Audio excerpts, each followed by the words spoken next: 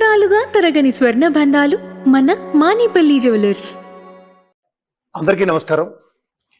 UTV welcomes విశిష్ట అతిథి PV Sunil గారు, మాజీ ఐపీఎస్ అధికారి, డీజీ స్థాయిలో బలవంతాన రిటైర్మెంట్ చేసిన ఈ ప్రభుత్వానికి ఏమనాలో కూడా నాకు అర్థం కాని నా అతిథితో ఇవాళ నా ముఖాముఖి. నమస్కారం సార్. సార్, సప్త సముద్రాలు విధించిన ఈ ప్రభుత్వానికి లాస్ట్ 1.5 ఇయర్లో పర్సనల్ రివెంజ్ అన్నది ఎందుకు జ్ఞాపకం వచ్చింది sir? They have their own political compulsions. That's what I think.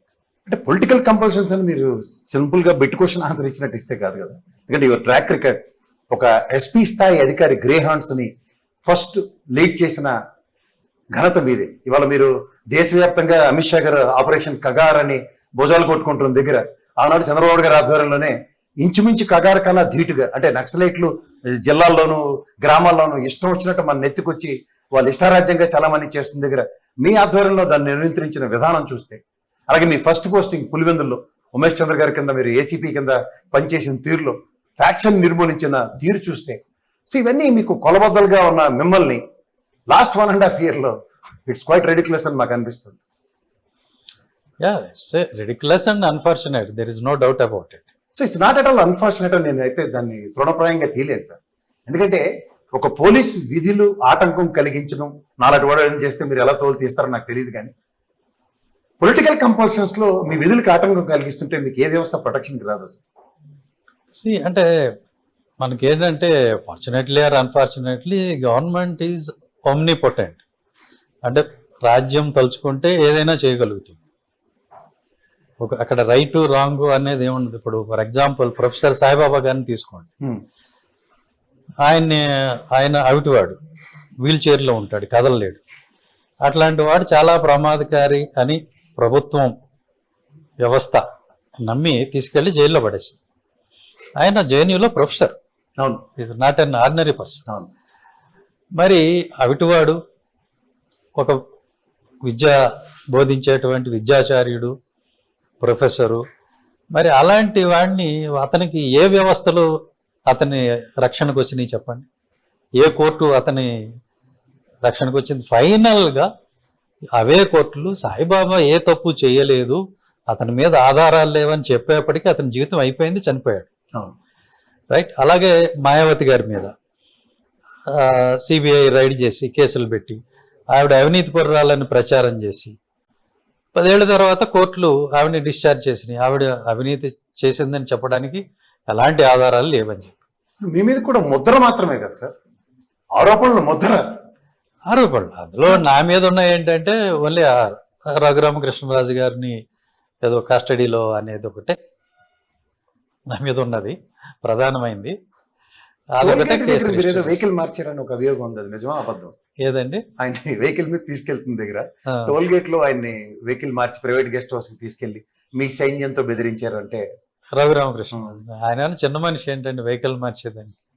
అట్లేం లేదు, రకరకాల కథలు.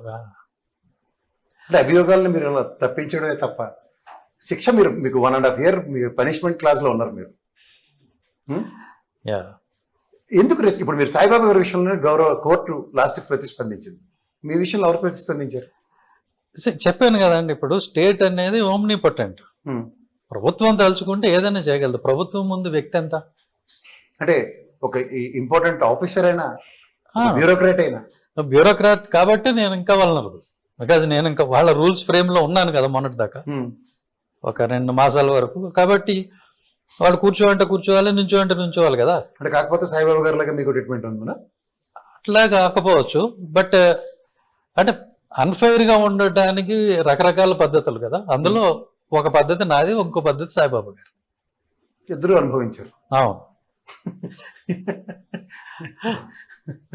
సో అంటే ప్రభుత్వం తలుచుకుంటే ఎవరినైనా ఇబ్బంది పెట్టగలదు, దానికి కారణం అక్కర్లేదు అనేదానికి. ఇప్పుడు ఫర్ ఎగ్జాంపుల్ మీరు అన్నారు రెస్క్యూకి ఏ వ్యవస్థలు రావా అని, అది చాలా డీప్ క్వశ్చన్.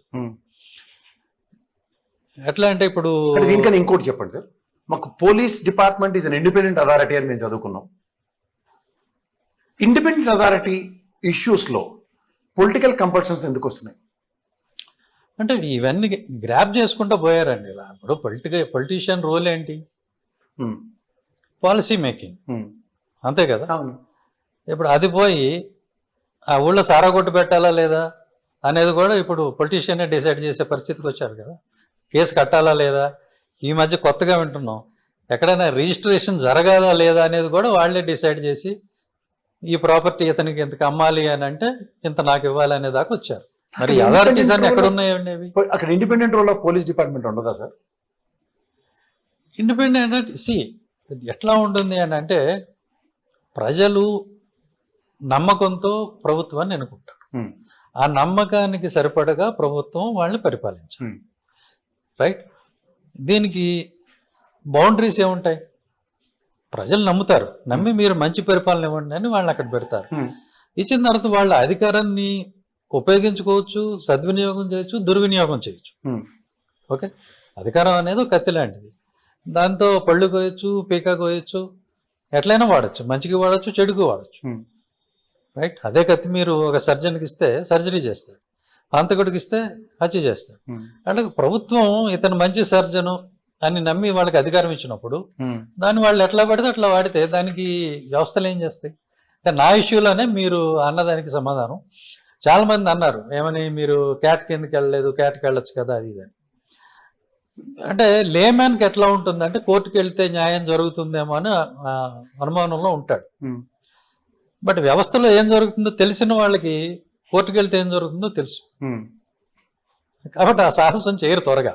ఉమ్, అంటే మీకు అనేకం ఉన్నాయి. ఈ మధ్యనే సోదరుడు రిటైర్డ్ జడ్జి జాడ శ్రావణ్ గారు కూడా చెప్పారు, కేసులన్నీ కూడా తెలుగుదేశం ప్రభుత్వానికి అనుకూలంగా ఎన్వి రమణ గారు మేనేజ్ చేస్తారు ఉమ్, చెప్పాడు కదా ఆయన.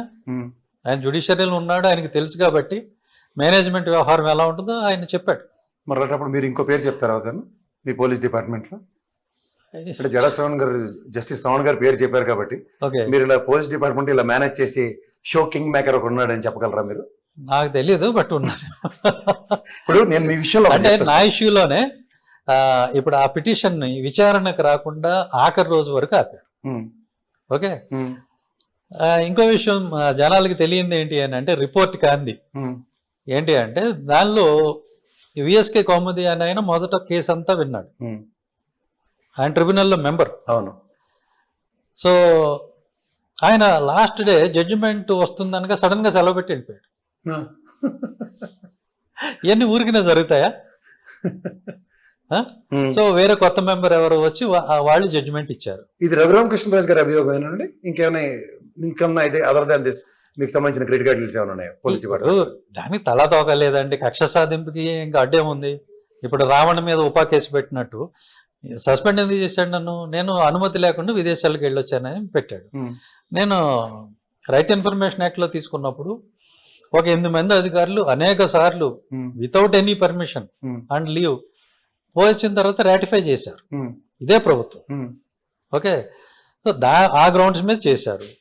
సరే, ఆ గ్రౌండ్స్ సరిపోవని చెప్పి మళ్ళీ కొత్త గ్రౌండ్స్ ఈ తర్వాత ఈ కేసు రిజిస్టర్ చేయటం, రఘురామకృష్ణరాజు కస్టోడియల్ టార్చర్ అనే కథ రిజిస్టర్ చేయటం, ఇవన్నీ తర్వాత సబ్సిక్వెంట్గా దాన్ని ప్యాడప్ చేసుకుంటూ వచ్చారు. ఉమ్. ఏం ప్రూవ్ చేశారు? 2 సంవత్సరాలు అయింది, ఏం ప్రూవ్ చేశారు? అండ్ నేను ముందు నుంచే చెప్తున్నా మీకు కోర్టుల దాకా ఉండవు, ఇప్పుడు ఎంత మీడియా ట్రయలే కదా. ఉమ్. ప్రభుత్వం వర్కింగ్ స్టైల్ అంటే మీ అందరికీ తెలుసు. మీడియా. ఏదన్నా ఆధారాలు ఉంటే ఫస్ట్ ఈ ఒక తరహా మీడియాలో ముందు అన్ని వచ్చేస్తాయి, ఇదిగో ఈ ఆధారాలు ఉన్నాయి. ఉమ్, పబ్లిక్ ఒపీనియన్ మేక్ చేసిన తర్వాత కోర్టుకు పంపుతారు. ఉమ్, ఆ తర్వాత కోర్టులో జాడ శ్రావణ్ గారు చెప్పిన తతంగం నడుస్తుంది. ఫైనల్ గా ఇతను దోషి అని చెప్పి ప్రూవ్ చేస్తారు. ఇది వీళ్ళ వర్కింగ్ స్టైల్. మీడియా ట్రయల్ తో శిక్షించవచ్చా? మీడియా ట్రయల్ తో పబ్లిక్ ఒపీనియన్ మేక్ చేస్తారు. ఉమ్, ఆ తర్వాత కోర్టు ఏమిచ్చినా కూడా ఇబ్బంది ఉండదు కదా వీళ్ళకి. ఉమ్. అంటే కోర్టులో ఎలా మేనేజ్ చేయాలి, ఎలా ట్యాంపర్ చేయాలి, ఇవన్నీ వీళ్ళకి తెలిసిన విషయాలే. అంటే మీకు వచ్చిన అవార్డ్స్ విషయం చూస్తే police medal memorial services 2010, president police medal for Indian police medal, president police medal 2017 లో వచ్చాయి. Yeah. ఇది definitely in the government of Telugu Desam 2014 to 19. So ఇక్కడ సర్ప్రైజింగ్ ఎలిమెంట్ ఏంటంటే, ఒక్క నిమిషం, ఒక సర్ప్రైజింగ్ ఎలిమెంట్ ఏంటంటే, if you really look in to it, మీది కోర్టు పరివ్యూలో రఘురామకృష్ణరాజు గారు చాలాసార్లు ఎత్తునోరు కొట్టుకున్నారు. నేను ఆయన కూడా మొన్న రీసెంట్ ఇంటర్వ్యూలో ఒక క్రాస్ క్వశ్చన్ చేశాను. కొమ్మినేని గారి విషయంలో నాకు తెలిసి ఎస్ఐ గారికి డిఎస్పీ గారికి మెమోరీ ఇష్యూస్ చేసింది court. But where it comes to Raghuramakrishnaraju గారిని కస్టోడియల్ టార్చర్ అన్న దగ్గర, ఇంక్లూడింగ్ సుప్రీంకోర్టు, గౌరవ హైకోర్టు కానీ లేకపోతే మెజిస్ట్రేట్ కోర్టులు కానీ, ఆయనకి ఎక్కడ ఆ విషయంలో కన్విన్స్ కాలేదు. ఏ పోలీస్ అధికారి మీద కనీసం ప్రొయాక్టివ్నెస్ అన్నది చూపించలేదు. అలాంటప్పుడు ఇది చిన్నపిల్లలు చూడండి, నా మెండర్ లాక్కున్నాడు, రబ్బర్ లాక్కున్నాడు అని హెడ్ మాస్టర్ కంప్లైంట్ ఇస్తే పార్షియల్గా ఒకరికి ఫేవర్ చేసినట్టుగా కనిపించట్లేదు మీకు? అంటే ఈ ప్రభుత్వం when it comes to this సింపుల్గా మిమ్మల్ని 1.5 years సస్పెన్షన్లో కూర్చోపెట్టడం. అదేనండి, ఇది అథారిటేరియనిజం అంతే. మాకు అధికారం ఉంది, మేము ఏం చేసినా చెల్లుతుంది అంతే. ప్రజాస్వామ్యం అని పేరు పెట్టడం ఎందుకు? ఏదమ్మా అంటే మరి అట్లా కాకుండా ఇంకో పేరు పెడితే ఎలాగా? అలా కదండి, మనకి మహానుభావుడు అంబేద్కర్ గారు ఇచ్చిన రాజ్యాంగపరమైన హక్కుల్లో అందుకే ఇప్పుడు 5 సంవత్సరాలకు ఒకసారి ప్రభుత్వం మారేది అందుకే కదా. మారిపోతాయి కదా. అది కాదండి, 5 సంవత్సరాలకు ఒకసారి ప్రభుత్వాలు మారేది అందుకే కదా, ప్రజాస్వామ్యం కాబట్టే. ఈ అరాచకానికి ప్రజలు తీర్పు చెప్పి మళ్ళీ దింపుతారు. సరే సరే, ఈ 5 సంవత్సరాల తర్వాత ప్రభుత్వం మారుతుంది అనుకోండి హైపోథెటికల్గా, మిమ్మల్ని రిట్రీవ్ చేసి మళ్ళీ 1.5 year పోస్టింగ్ ఇవ్వగలరు ఎవరన్నా? ఇవ్వలేరు కదా. అది ఇర్రికవరబుల్ లాస్, అందులో ఏం డౌట్ లేదు. ఇర్రికవరబుల్ లాస్ కి ఎక్కడో దగ్గర ఏదో దగ్గర పాసిఫికేషన్ కావాలి కదా. అంటే మైట్ ఆఫ్ ద స్టేట్ ముందు ఒక ఆఫీసర్ అనేవాడు చిన్న నట్ అండ్ బోల్ట్, రైట్? ఆయన ఏం చేయలేడు. ఓకే, స్టేట్ తలుచుకుంటే ఏం చేయగలదు అనేది ఏమైనా చేయగలదు. రాష్ట్రం అంటే అధికారం తలుచుకుంటే, స్టేట్ ఇన్ ద సెన్స్ ఒక రాజ్యం, డెమోక్రటిక్ రాజ్యం గవర్నమెంట్, ఆ రాజ్యం తలుచుకున్నప్పుడు ఒక వ్యక్తిని ఏమైనా చేయగలదు. బట్ పాలించేవాడికి ఒక సెన్స్ ఉండాలి. ఏది? నన్ను ప్రజలు ఎన్నుకున్నది వాళ్ళకి మంచి పరిపాలన ఇవ్వటానికి, అంతే తప్ప నా వ్యక్తిగత కక్షలు, నా కార్యకర్తల కక్షలు, లేకపోతే నా కోసం ఎవరినో పౌల్మత్ చేసిన వాడి కక్షలు నేను మోయటానికి నాకు అధికారం ఇవ్వలేదనే సెన్స్ అధికారంలో ఉన్నవాడికి ప్రివైల్ కావాలి. ఓకే, రఘురామకృష్ణరాజు గారు ఏంటి వీళ్ళకి చేసిన ఫేవరు? 5 సంవత్సరాలు 4 సంవత్సరాలు జగన్ గారిని తిట్టాడు. ఎవరికి ధైర్యం లేని రోజుల్లో ఆయన ధైర్యంగా ఢిల్లీలో దూరంగా కూర్చొని తిట్టాడు. స్టేట్కి ఎప్పుడు రాకుండా ధైర్యంగా తిట్టాడు. అదొకటే కదా ఆయన చేసిన ఫేవరు. ఇక నేను వీళ్ళకి వ్యతిరేకంగా చేసిందంటూ ఏముంది? There is nothing. ఈ సోషల్ మీడియా కార్యకర్తల మీద కేసులు పెట్టానండి.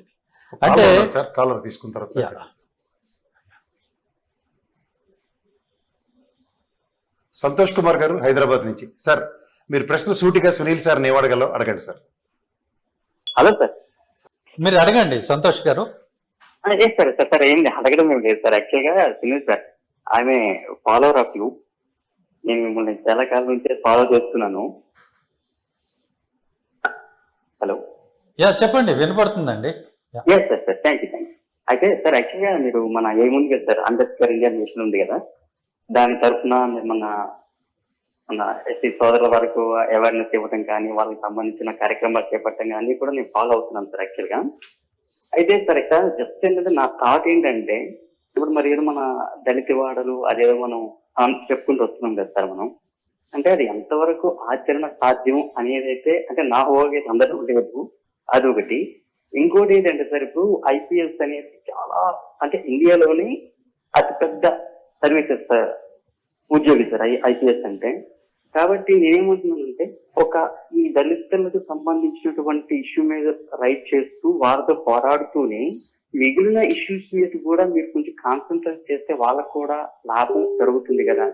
అంటే మీరు అక్కడ ఆగిపోకుండా ఓకే అని నా ఒక ఆలోచన సార్. యాక్చువల్గా ఎందుకంటే మేధావులు అన్ని విషయాల్లో కూడా మీరు పర్యవేక్షిస్తూ అవసరమైన సలహాలు కానీ సంప్రదించడం చేస్తూ ఉండాలి.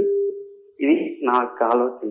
ఇంకొకటి సార్, అంటే నాకు మరి చొరవ తీసుకుంటున్నాను అనుకోకపోతే, ఇంకా మన ఐపీఎస్ ఉన్నారు కదా సార్, మీతో పాటు మన అన్నామలై తమిళనాడు నుంచి అన్నామలై గారు, మన తెలంగాణ నుంచి ఆర్ఎస్ ప్రవీణ్ కుమార్ గారు ఉన్నారు కదా సార్.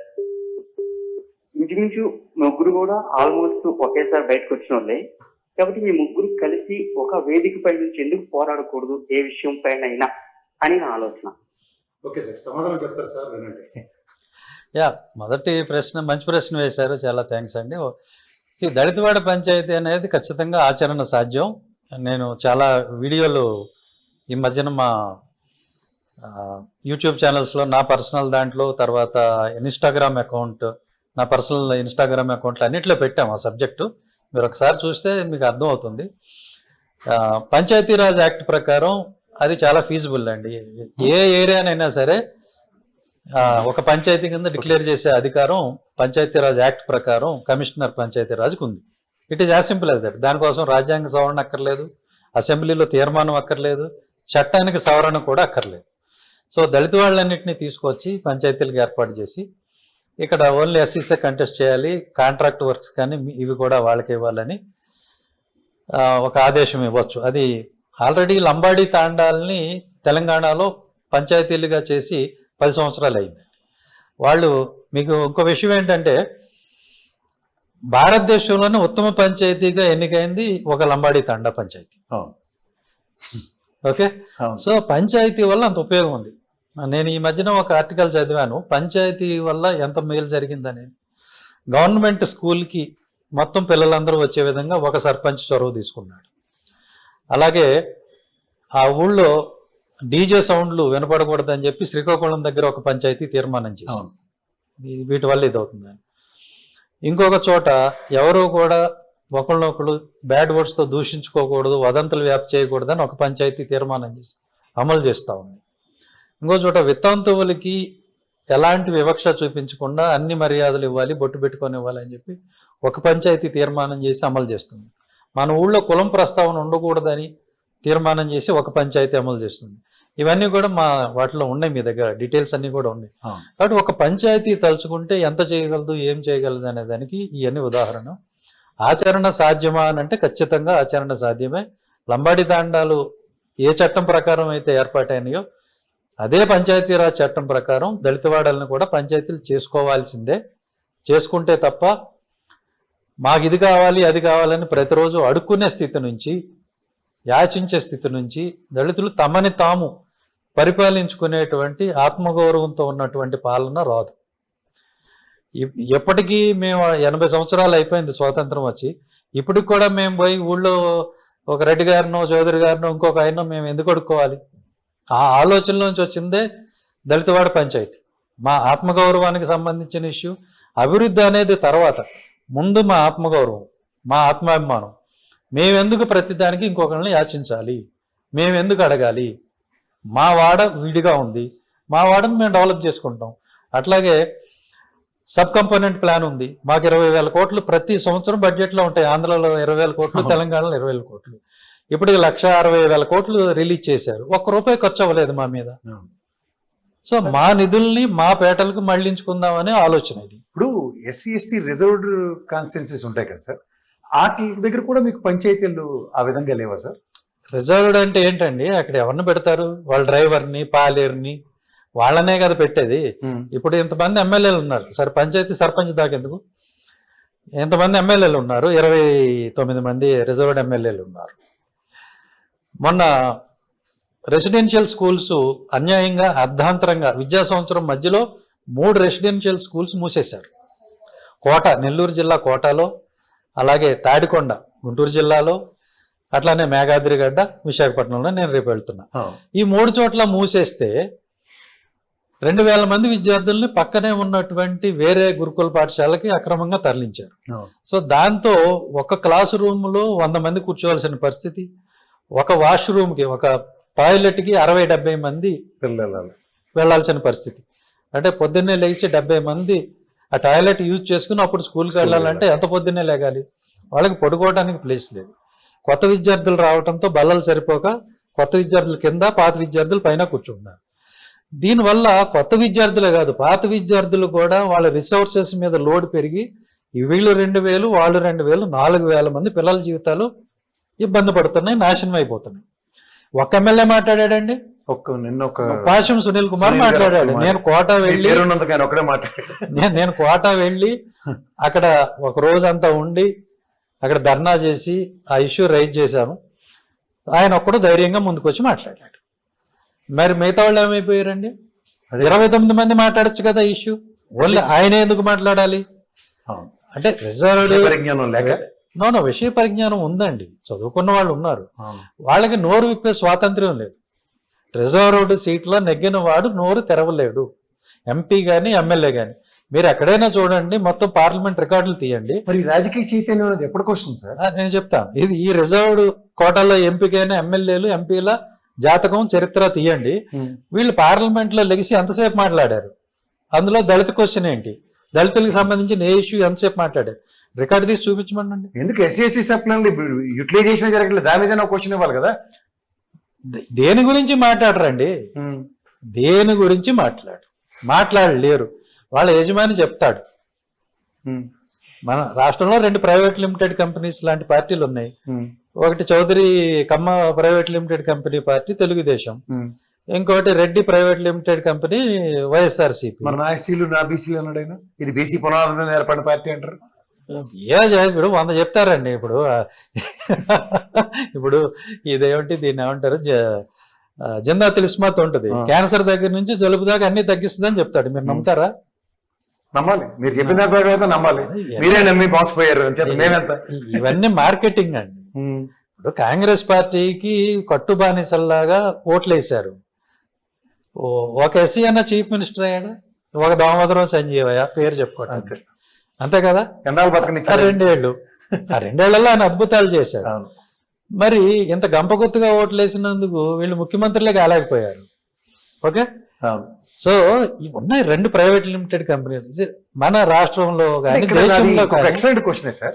ఇప్పుడు నియోజకవర్గంలో SC/ST రిజర్వ్డ్ నియోజకవర్గంలో ఉదాహరణకు తెలుగుదేశం లేదా వైసీపీ మీరు అన్నట్టు ఎవరినో ఒక కేటగిరీని తెచ్చి నిలబెడుతున్నప్పుడు అక్కడ ప్రాథమిక అవగాహన, ఒక చైతన్యం అన్నది ఆ ప్రజల్లో ఎందుకు రావట్లేదు? అంటే దీనికి చాలా ఫ్యాక్టర్స్ ఉంటాయి. ఫస్ట్ ఆఫ్ ఆల్ ఏంటంటే నెగ్గే పార్టీకి ఓటేయాలి అనేటువంటిది ఆలోచన.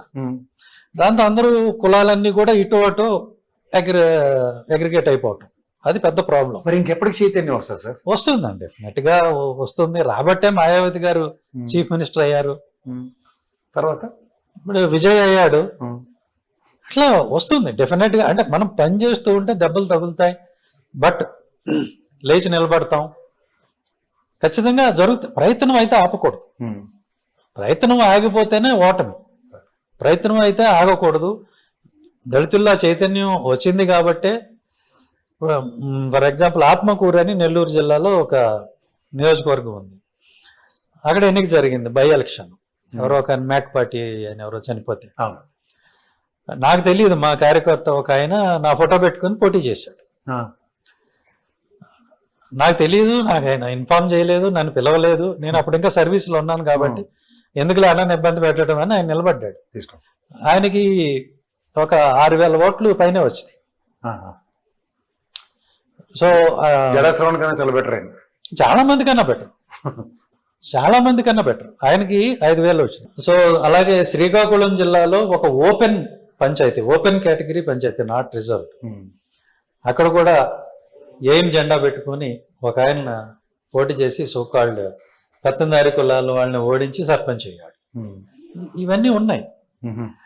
సో మార్పు రాదు అని కాదు, నిలకడగా నిలబడే వాళ్ళు ఉండాలి. ఎయిమ్తో ఏరో తిరుగుతుంది. నేను మా వాళ్ళకి ఒకటే చెప్తాను, మీ ఎయిమ్ ఉద్దేశం ఏంటి సార్?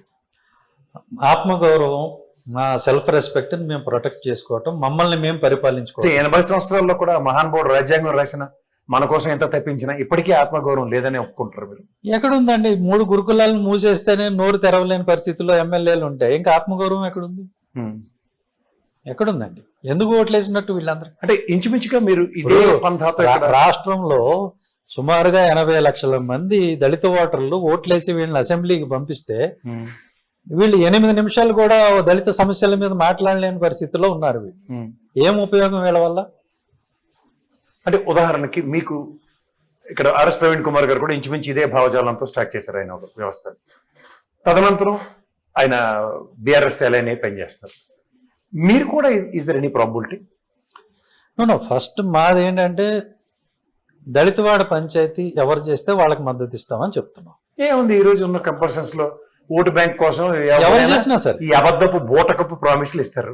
ప్రామిస్లు కాదు, చేసిన వాళ్ళకి చేయరు, చేస్తారు. నెక్స్ట్ ఎలక్షన్ కి జస్ట్ మహిళా బిల్లు, నెక్స్ట్ డీలిమిటేషన్ కథలు చెప్తున్నారు కదా. నో, మేము అది చేసి ఇంప్లిమెంట్ చేసే వరకు మేము నమ్మమండి. Just by promise we won't go, right? ఇవన్నీ చాలా విన్నాం. జస్ట్ బై ప్రామిస్ మేము పోం. దళిత వాడిని పంచాయతీ చేయండి, మీకు మద్దతు ఇస్తామని బీజేపీ పార్టీని కూడా కలిసాం మేము. మాకు బీజేపీయా, అది మతతత్వ పార్టీయా, లేకపోతే టీడీపీయా, జనసేన, మాకు ఈ భేదాలు ఏం లేవు. మాకు ఎవరు పని చేస్తే మేము వాళ్ళకి పని చేస్తాం, ఇంతే.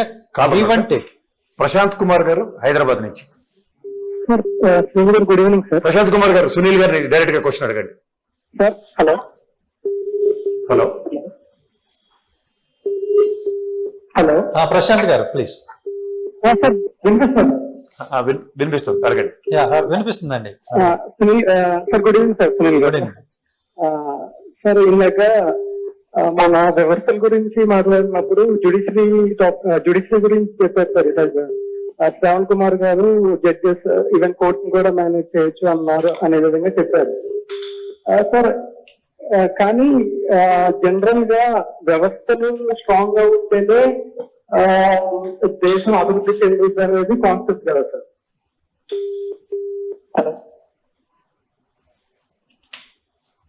ఇప్పుడు వ్యవస్థలు స్ట్రాంగ్ గా ఉంటేనే దేశం అభివృద్ధి చెందడం సంగతి తర్వాత, కనీసం బనానా రిపబ్లిక్ లాగా మారకుండా ఒక నిజమైన ప్రజాస్వామ్య దేశంగా ఉంటుంది వ్యవస్థలు సక్రమంగా ఉంటే. ఎక్కడున్నాయండి? ఇప్పుడు ఒక ఆయన సుప్రీంకోర్టు చీఫ్ జస్టిస్ గా పనిచేసిన ఆయన రాజ్యసభ సీటు కోసం ఎగబడిపోయాడు.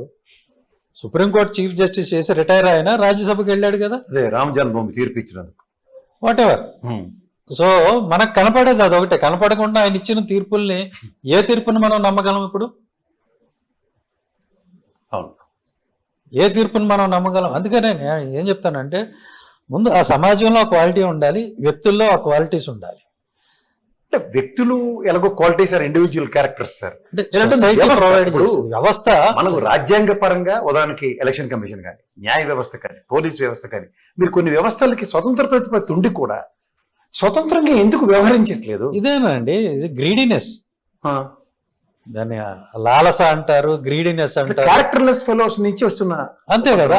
ఇప్పుడు ఆయన సుప్రీంకోర్టు చీఫ్ జస్టిస్ అయిన ఆయన, నా బిహేవియర్ అనేది జ్యుడిషియరీ మీద రిఫ్లెక్ట్ అవుతుంది అనే విషయం ఆయనకు తెలుసు కదా. అది తెలియకుండా అంత పెద్దవాడు అవడు కదా. సో ఆయన అంతకాలం హైకోర్టు జడ్జిగా చేసి, తర్వాత సుప్రీంకోర్టుకు వచ్చి, మళ్ళీ అక్కడ జడ్జిగా చేసి, తర్వాత చీఫ్ జస్టిస్ అయిన వ్యక్తి ఒక రాజ్యసభ సీటు తీసుకుంటే ప్రజలు ఏమనుకుంటారు, అది ఏం మెసేజ్ పోతుందో ఆయనకి తెలియదా? తెలిసి కూడా ఎందుకు చేస్తారు అని అంటే, అది దాన్ని ఏమనాలి, అది గ్రీడీనెస్, అంతే. అత్యాశ, దురాశ, అంతకు మించి ఏమీ లేదు. మనం చిన్నప్పుడు చదువుకుని దురాశ దుఃఖానికి చేయటం అనేది చేటు మనక వాళ్ళక. దుఃఖానికి చేయడం అంటే దేశానికి చేటు, మనకే చేటు, మనకే. మరి అంతే కదా. ఇట్లాంటి వ్యక్తులు పదవుల్లో ఉండి, పదవుల్లో ఉండగా ఏదో ఒకటి చేస్తేనే కదా ఈ బెనిఫిట్ వచ్చేది.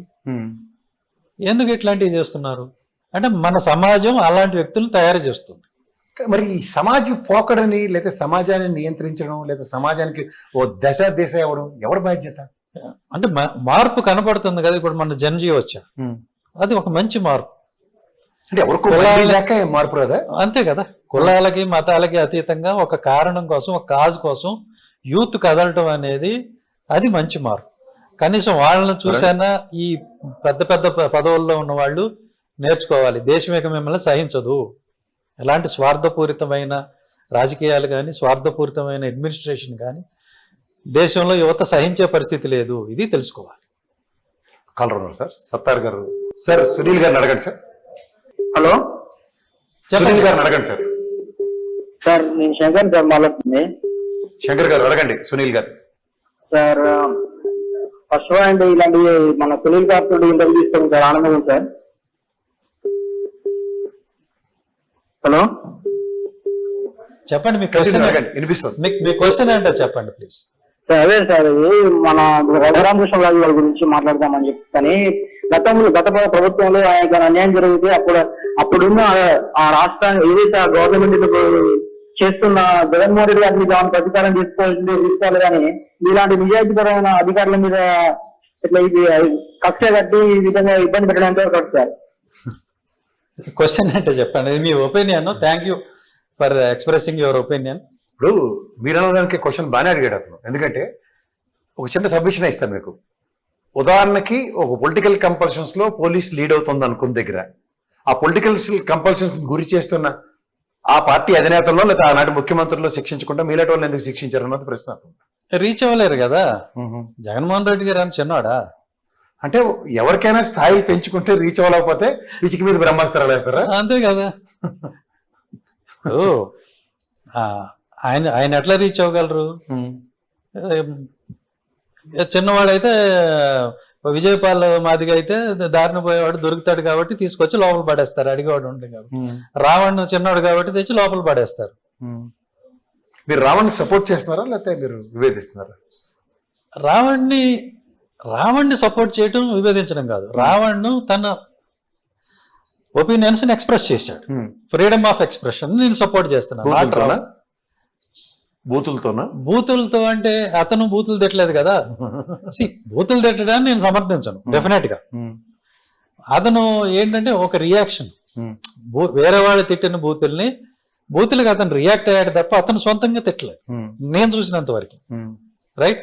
చాలా మంది అన్నారు. సర్ప్రైజింగ్ ఎలిమెంట్ ఏంటంటే మీరు పవన్ కళ్యాణ్ గారికి మంచి మిత్రుడు, అతన్ని అతను వేసుకున్నాడు కదా, అంచేత మీరు సునీల్కి సపోర్ట్ చేయడం ఏదో నాకు రావణ్కి సపోర్ట్ చేయడం.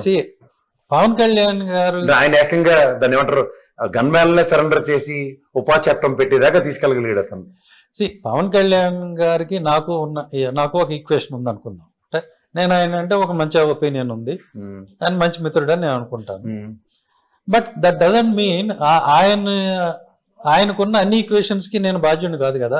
ఉదాహరణకి ఇదే పవన్ కళ్యాణ్ గారు లోకేష్ గారిని ఆయన గతంలో తిట్టాడు, నా తల్లిని నువ్వు దూషించావు నేను అంతా చూస్తాను అంటే పవన్ గారు నాకు మిత్రుడు కాబట్టి నేను లోకేష్ గారిని ద్వేషించాలా? కదండి, ఆయన లోకేష్ అంత చూడడం అనేసి జగన్మోహన్ రెడ్డి అంత చూసాడు కదా. వాటెవర్, అంటే ఆయన మారుతూ ఉంటారు కదా. ఒకరోజు జగన్ గారిని తిడతారు, ఒకరోజు లోకేష్ గారిని తిడతారు. తర్వాత ఇప్పుడు లోకేష్ గారితో మీరు 5 ఏళ్లే మనం కలిసి ఉంటామని ఎందుకు అన్నారు, 15 ఏళ్ళు కలిసి ఉంటామని చెప్పాలి కదా అన్నారు. సో అంటే ఆయన ఈక్వేషన్స్ పొలిటికల్ గా మారుతూ ఉంటాయి. వాటన్నిటి ప్రకారం నేను తిరుగుతూ ఉండలేను కదా. రావణ్కి ఆయనకి నిన్న గొడవ అయింది, రేపు ఇద్దరు మంచి మిత్రులు అవ్వచ్చు. మరి అంతే కదా. లోకేష్ గారికి ఆయనకి ఇంతకు ముందు పబ్లిక్ గానే ఆయన స్టేట్మెంట్ ఇచ్చారు కదా, నా తల్లిని దూషించావు నీ అంత చూస్తా అన్నారు కదా. మళ్ళీ తర్వాత ఈ రోజు మేము ఒకటే అంటున్నారు కదా. సో అట్లా మారుతూ ఉంటాయి రాజకీయాలు. అవి మారకూడదని నేను చెప్పట్లేదు, ఆ తప్పు ఒప్పు అనేది నాకు అనవసరం. మారుతూ ఉంటాయి. ఒక శత్రువుకి ఒక మిత్రుడి రూపంలో రాయబారం ఇది. ఇప్పుడు రావణ్కి ఆయనకి ఏమన్నా గొడవలు ఉన్నాయో లేవో నాకు తెలియదు. ఈ రోజు గొడవ ఉంది, రేపు కలుస్తారో లేదో నాకు తెలియదు, కలవచ్చు కూడా. అది జరగదు అని చెప్పలేము. అంటానికి నేను ఈ ఉదాహరణ చెప్పాను, లోకేష్ గారి ఉదాహరణ, అంతే తప్ప వేరే కాదు. అది జరగదు, it is quite possible. Right. So కాబట్టి ఆయన రిలేషన్ ఆయన ఈక్వేషన్ మారినప్పుడల్లా నేను మారుతూ పోలేను కదా. పవన్ గారు అంటే నాకు మంచి ఒపీనియన్ ఉంది, ఇప్పుడైనా ఆయనతో ఇంతకు ముందు ఎలా ఉందో ఇప్పుడు అంతే ఉంది. బట్ ఈ ప్రశ్న రావణ్ అనే అతను ఒక జర్నలిస్ట్, యూట్యూబర్, అతని ఒపీనియన్ అతను చెప్తున్నాడు. ఓకే, మీరు రైట్, మీరు అన్నదే ఒప్పుకుంటాను. అక్కడికి వద్దాం. అబ్యూజివ్ లాంగ్వేజ్ యూజ్ చేస్తున్నాడు. రావణ్ ఒక్కడే కాదు కదా, రావణ్తో పాటు అతను ఎవరో ఉన్నాడు, ఆ నామలై పెట్టుకుని సుగుణ కరుణాకర్ అని ఒక అతను, ఇంకో అతను ఎవరో ఉన్నాడు. వీళ్ళకి రోజు ఇదే రాధా మనోహర్ దాస్ ఎవరు. సో వీళ్ళకి పొద్దున్న లెగిస్తే ఇదే పని. జీసస్ క్రైస్ట్ ని వల్గర్ లాంగ్వేజ్ లో తిడతారు, బైబిల్ ని అంటాడు. వాళ్ళు బూతులు లేకుండా మాట్లాడలేరు, వాళ్ళకి వచ్చిన వొకాబులరీయే బూతు. మామూలుగా ఇప్పుడు మనలాగా బూతులు లేకుండా ఎంతసేపు సంభాషణ చేయలేరు వాళ్ళు. ఓకే, వాళ్ళ వ్యాకరణం నిండా బూతులే ఉంటాయి, వాళ్ళ పెదవాళ్ళ శిక్షణ నిండా బూతులే ఉంటాయి. అంటే మనం అమ్మ అంటాం, వాళ్ళకి తర్వాత ఏదో యాడ్ చేస్తారు. ఒక కాలర్ ఉన్నాడు సార్ నెల్లూరు నుంచి. సార్ చెప్పండి sir. Good afternoon sir. Good afternoon అండి. సార్ నేను మీ మంచి అభిమాని సార్. ఏ నంబర్ చెప్పండి సార్. ఒక సలహా సార్, ఏంటంటే విలేజెస్ లో పేటల్లో ఏదైతే ఎడ్యుకేషన్ కి కొంచెం ఏం తరఫు నుంచి సపోర్ట్ కావాలి సార్. అంటే ప్రతి పల్లెటూరులో ఏం టీమ్ అనేది మొబిలైజ్ అయింది సార్. మండలాలు, పల్లెటూరులు, మున్సిపాలిటీల్లో ఏం టీమ్ మొబిలైజ్ అయింది సార్. సో ఏంటంటే ప్రతి పేటలో మన స్కూల్, గవర్నమెంట్ స్కూల్ ఉంది, అలానే ఏం నంబర్ ఉన్నారు కాబట్టి ఆ ఊర్లో ఉన్న చిన్నపిల్లలకి ఈవెన్ 10th ఇంటర్మీడియట్ దాకా ప్రతి ఒక్కరికి కొంచెం ఎడ్యుకేషన్ విషయంలో సపోర్ట్ చేస్తారు, గైడెన్స్. చేద్దాం తప్పకుండా. మేము ఆ ప్రయత్నంలోనే ఉన్నాం. ఈ ఎక్సలెన్స్ సెంటర్స్ అనేవి మా ప్రపోజల్లో ఉంది. మన ఎయిమ్ సభ్యుల సహకారంతో ఎక్సలెన్స్ సెంటర్స్ అనేవి పెట్టి వాటి ద్వారాగా ఈ ఎడ్యుకేషన్ ని సపోర్ట్ చేయటం, అలాగే స్కిల్ డెవలప్మెంట్ చేయటం అనేది ఎయిమ్ తదుపరి చేపట్టబోతున్న కార్యక్రమం. ఖచ్చితంగా అది చేస్తాం. మన ఇష్యూకి వస్తే, ఇప్పుడు రావణ్ నేరం చేశాడు, నేను కాదంటున్నా, ఏది బూతులు తిట్టాడు, తప్పది, ఖచ్చితంగా తప్పు, అందులో ఏం డౌట్ లేదు. అట్లని కరుణాకరు, రాధా మనోహర్ దాస్ వీళ్ళు పొద్దుగూకులా ఇదే పనిలో ఉంటారు. రావణ్ అప్పుడప్పుడు పార్ట్ టైం బూతర్, ఫుల్ టైం ప్రొఫెసర్స్, వీళ్ళు ఫుల్ టైం బూతర్స్ వీళ్ళు. ఓకే, కానీ ఒకటి నేను సార్, మనది లౌకిక దేశం. ఈ లౌకిక దేశంలో పరమతాలని గౌరవించాలని ఉంది, పరమతాన్ని స్వీకరించే హక్కు కూడా రాజ్యాంగ పరంగా ఉన్నప్పుడు ఇలాంటి వాళ్ళ మీద ప్రభుత్వపరమైన చర్యలు ఎందుకు ఉండట్లేదు? అదే కదా, ఇప్పుడు చట్టం అనేది నాకు తెలిసి ఉపా చట్టం అనేది రాధమనోహర్ లాంటి మీద వేయాలి. అదే నేనేది, చట్టం అనేది రావణ విషయంలో ఒకలాగా, రాధా మనోహర్ దాస్ విషయంలో ఒకలాగా ఎందుకు ఉంది, అది ప్రశ్న. ఇప్పుడు అందరికీ ఉన్న ప్రశ్న అదే. నా ప్రశ్న కూడా అదే. ప్రభుత్వం అనేది ఉన్నది అందరినీ సమానంగా చూడటానికి, న్యాయం చేయటానికి, చట్టాలు అమలు చేయటానికి. కానీ ఓకే, నువ్వు ఫలానా అయితే నీకు ఇది, నీకు ఉప, నువ్వు రావణ నీకు ఉప, నువ్వు రాధా మనోహర్ దాసా నీకు ఉప్మా, ఇదిగో తిను, ఇలా ఉంది. అది కరెక్ట్ కాదు కదా. ఇద్దరు ఒకటే పని చేసినప్పుడు ఇద్దరిని ఒకేలా చూడాలి. ఇక్కడ మనం రిస్క్ చేసేవాడు. ఇప్పుడు మన సమాజం గురించి మాట్లాడదాం. సమాజంలో Radha Manohar is been considered, నిన్నటిదాకా Ravan is also considered. All of the sudden disproportionate లో ఉపా చట్టం త్రూగా రావణ్ లోపల పెట్టారు. అంటే ఇతని కోసం కూడా ఏదో జరిగేదాకా వెయిట్ చేయాలి మనం. If I'm not wrong, is been there from in the system from last 5-10 years బట్టి ఉన్నాడు అతను. It's a continuous nonsense. అవును. ఈ క్రైస్తవ సంఘాల్లో ఎవరికి చలనం లేదా? క్రైస్తవ సంఘాల్లో అంటే నాకు కనపడుతున్న సమస్య ఏమిటి అని అంటే, క్రైస్తవ సంఘాలు మరీ ఎక్కువ ప్రేమను ప్రదర్శిస్తున్నాయి. కదా, ఈ బ్రదరణీలు, సతీష్ వీళ్ళందరూ గంటల గంటల ప్రేమలు తినేస్తారు కదా మైక్ పట్టుకుని. వాళ్ళ మీద తిరిగి దాడి జరుగుతుంటే వైకంటే రియాక్ట్ అట్లీస్ట్. అంటే ఇక్కడ మీరు తేడా గమనించాలి. బ్రదర్ అనిల్ గారి మీద దాడి లేదు. నాగంట్ల ఆయన క్రైస్తవ సమాజం మీద, తేడా క్రైస్తవుల మీద, అండ్ నాకు తెలిసి బైబిల్ మీద మాట్లాడుతున్నాడు అతను. నేను తేడాగా చెప్తున్నాను. బ్రదర్ అనిల్ గారి మీద దాడి జరగలేదు, క్రైస్తవం మీద దాడి. ఇండివిజువల్ అయితేనే తీసుకుంటారు. సతీష్ గారి మీద దాడి లేదు, దళిత క్రైస్తవుల మీద ఉంది. ఓకే, వీళ్ళంతా కార్పొరేట్ పాస్టర్స్ అంటారు వీళ్ళని. Okay, right. ఈ కార్పొరేట్ పాస్టర్లు ఎవరి మీద దాడులు లేవు, they are safe. Why and how we don't know. మరి దేవుడికి కూడా తెలుసు. ఎందుకు రియాక్ట్ మీద సాధారణంగా పాపం ఆయన అవుతాడండి. అదే ఆయన్ని వీళ్ళు పట్టించుకోరు, కానీ ఆయన అన్నింటి మీద జెన్యూన్ గా అవుతాడు. అవును, ఆయన అసలు పోలీస్ వ్యవస్థ ప్రెసిడెంట్లనే ప్రభావితం చేయగలరు కదా, పోలీసులు ఎందుకు ప్రభావితం చేయలేకపోతున్నారు కంప్లైంట్ నేచర్ లో? అంటే పాల్ గారు అవుట్ ఆఫ్ ద సిస్టమ్ కదా ఇక్కడ, సో ఆయన అంత ప్రభావం చూపించారు. నిజం మాట్లాడితే అవుట్ ఆఫ్ ద సిస్టమ్ చేస్తారు, అంతే కదా. సో ఈ క్రిస్టియానిటీలో ప్రాబ్లం ఏమొస్తుంది అని అంటే, the church is now taking everything from a Christian, and what is it offering in return? అది ఇప్పుడు ప్రశ్న అందరికి. అది కూడా ఎస్పెషల్లీ ఇలాంటి క్రైసిస్ వచ్చినప్పుడు చర్చ్ అనేది ఏం చేస్తుంది? చేయాలి కదా, చేయాలి. అప్పుడు అది కదా what is the purpose of having లౌకిక దేశం. ఇప్పుడు చర్చిలో కూడా ఈవెన్ జీసస్ క్రైస్ట్ చర్చిలో అంటే ఈ ఆరాధనా స్థలంలో జోదాలు నడుస్తుంటే నడుముకున్న తాడు తీసి అందరినీ కొట్టాడు ఆయన. So he was rebellious Jesus Christ. అంతేగాని అందరినీ క్షమించేయమని అంటే తప్పుల్ని కూడా క్షమించేయమని కాదు ఆయన చెప్పింది. ఏదైనా అన్యాయం జరిగినప్పుడు దాని మీద పోరాడాలని కూడా ఆయన లైఫ్ లో ఉంది. కాలర్ ఉన్నారు sir. Hello, good evening sir. Good evening. Sunil గారు డైరెక్ట్ గా అడగండి. సునీల్ గారు నమస్తే సార్. నమస్తే అండి. సార్, ఇది వెటరైజేషన్ ఆఫ్ స్టేట్ అంటే మీరు అన్నారు సార్. వెటరైజేషన్ ఆఫ్ అంటే ఇన్స్టిట్యూషన్ స్ట్రాంగ్ గా ఉన్న పర్సన్స్ వాటిని వెపన్ గా యూజ్ చేస్తున్నప్పుడు మనం త్రూ ఓటు ద్వారా ఈ పార్టీని అధికారం నుంచి తొలగించి వేరే పార్టీని అంటే పర్సన్స్ మారుతున్నారు సార్. బట్ కొన్ని వర్గాలకు చెందిన పర్సన్స్ ఇన్స్టిట్యూషన్స్ అప్లై చేసుకుని ఉన్నారు. సో వెపనైజేషన్ ఆఫ్ ఇన్స్టిట్యూషన్ జరుగుతుంది. దీనికి కమ్యూనిస్టులేమో రెవల్యూషనే మార్గం అంటారు, కానీ పీపుల్ కమ్యూనిస్ట్ పట్ల ర్యాలీ అవ్వలేదు ఆ పార్టీల పట్ల. సో కమ్యూనిస్ట్ మనం చూస్తాం, నక్సలిజం కూడా ఫెయిల్ అయింది. సో దీనికి అంబేద్కర్ గారు ఏమన్నా సొల్యూషన్ చెప్పారా సార్? See, ఈ దేనికైనా అంబేద్కర్ గారు చెప్పింది అదే కదా, ఎంత మంచి రాజ్యాంగం అయినా దాన్ని అమలు చేసే వాళ్ళని బట్టే అది ఉంటుంది తప్ప రాజ్యాంగం రాసుకున్న పక్కన పెట్టుకుంటే ఉపయోగం లేదని చెప్పాడు ఆయన. అది ఇంప్లిమెంట్ చేసే వాళ్ళని బట్టి ఉంటుంది.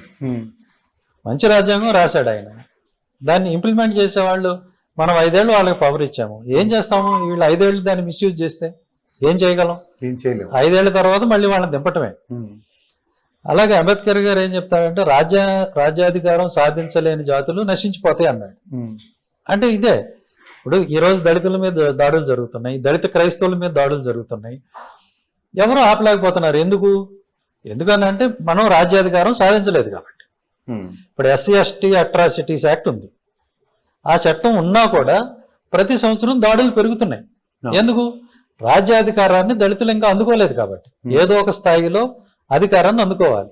గ్రామ స్థాయిలో, మండల స్థాయిలో, జిల్లా స్థాయిలో, రాష్ట్ర స్థాయిలో, దేశ స్థాయిలో అధికారాన్ని అందుకుంటేనే దాడులు ఆగుతాయి తప్ప నువ్వు ఒక యాక్ట్ ఒకటి చేసేసుకుంటే దానివల్ల ఆగవు. అంటే ఇప్పుడు నేను ఒక విషయం చెప్తా సార్, నేను కూడా ఈ కొన్ని సంవత్సరాల బట్టి రాజకీయాలు, బ్యూరోక్రాట్ వ్యవస్థని చూస్తున్నాను. ఎంత కాదన్నా కాకి మాధవరావు గారు లాంటి ఓ గొప్ప వ్యక్తి చీఫ్ సెక్రటరీ స్థాయికి ఎదిగిన ఉదంతం చూసాం. అలాగే సుందర్ కుమార్ దాస్ గారు, ఐజీ గారు, నెక్స్ట్ మీలాంటి సునీల్ గారు, ఎంతమంది పేర్లను నేను కూడా చెప్పగలను. అలాగే రాజ్యాధికారం అంటే మన గుంటూరు అయిన MP స్థాయికి కూడా వెళ్ళారు బ్యూరోక్రాట్గా ఉంటారు. కానీ deliverables towards their own religious సామాజిక వర్గానికి వాళ్ళు ఎందుకు మంకుపాటు పట్టట్లేదు?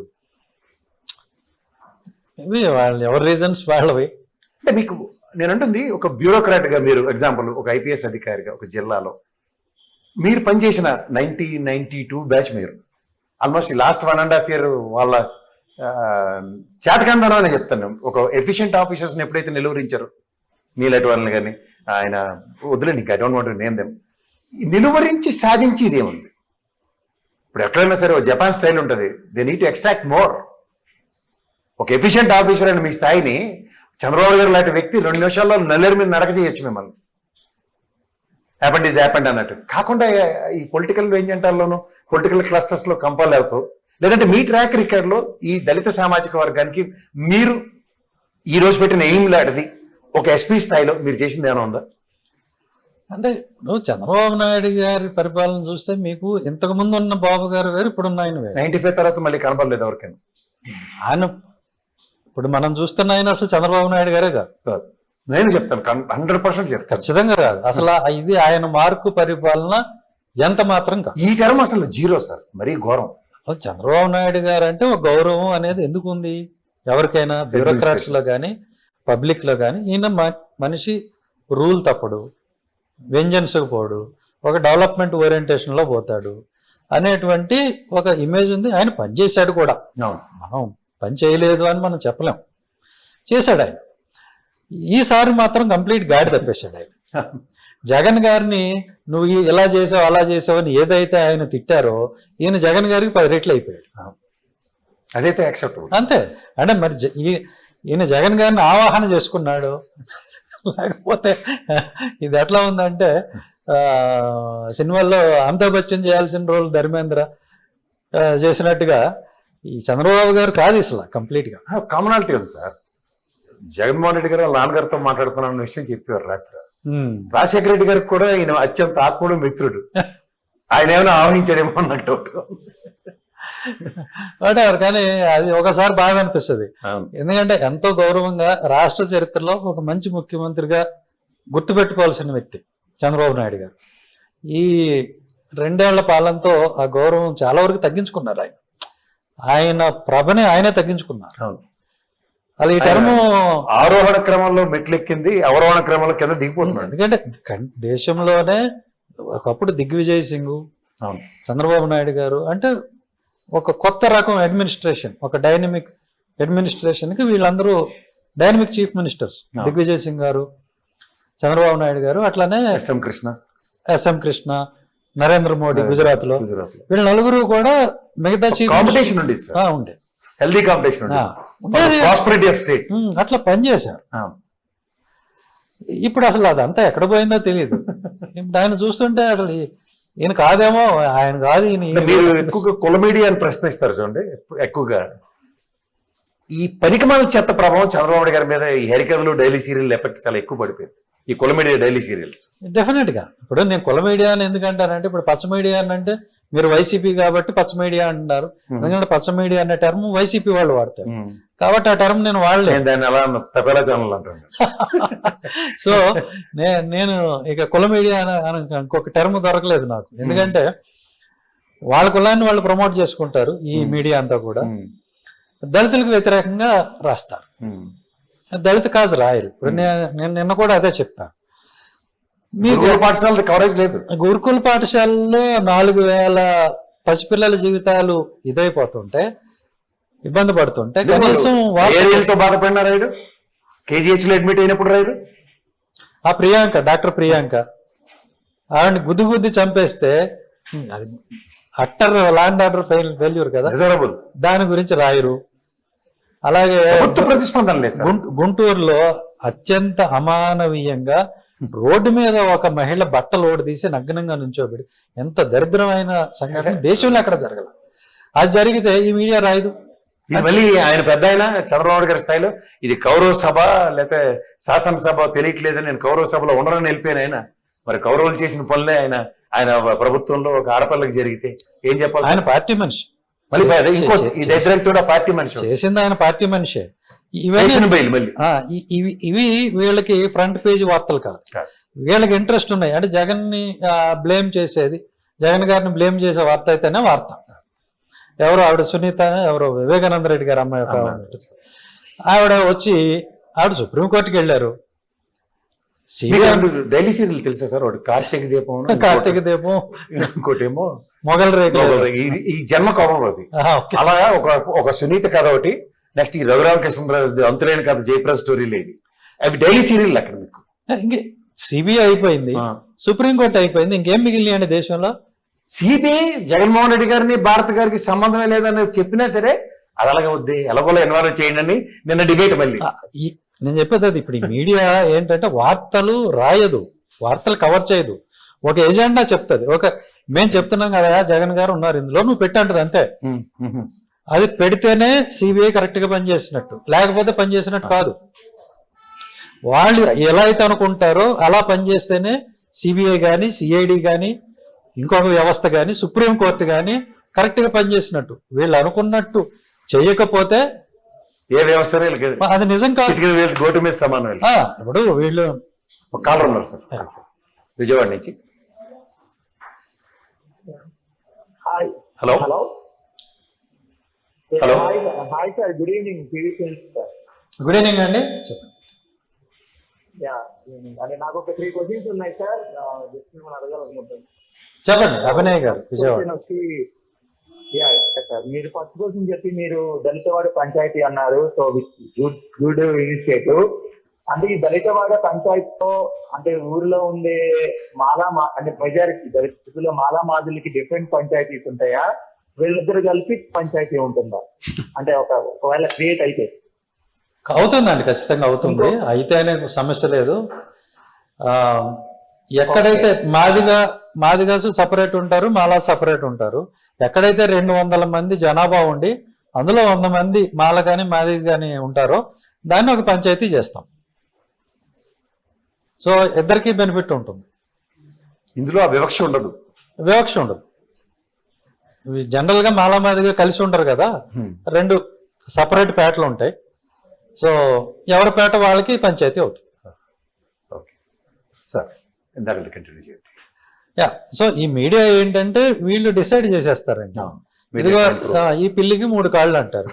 ఆ పిల్లికి 3 కాళ్ళు అని చెప్పి సిబిఐ గాని కోర్టులు గాని చెప్పాలి, చెప్తేనే కరెక్ట్ గా పనిచేసినట్టు, లేకపోతే లేదు. మీకు దానికి ఒక చిన్న ఎగ్జాంపుల్ చెప్తాను. కర్నూలులో ఆయన అవినాష్ రెడ్డి గారిని నిలువరించిన ప్రజలు అరెస్ట్ చేయలేకపోయింది సిబిఐ. నెక్స్ట్ డే వెళ్తే ఏమైనా ఇబ్బందా?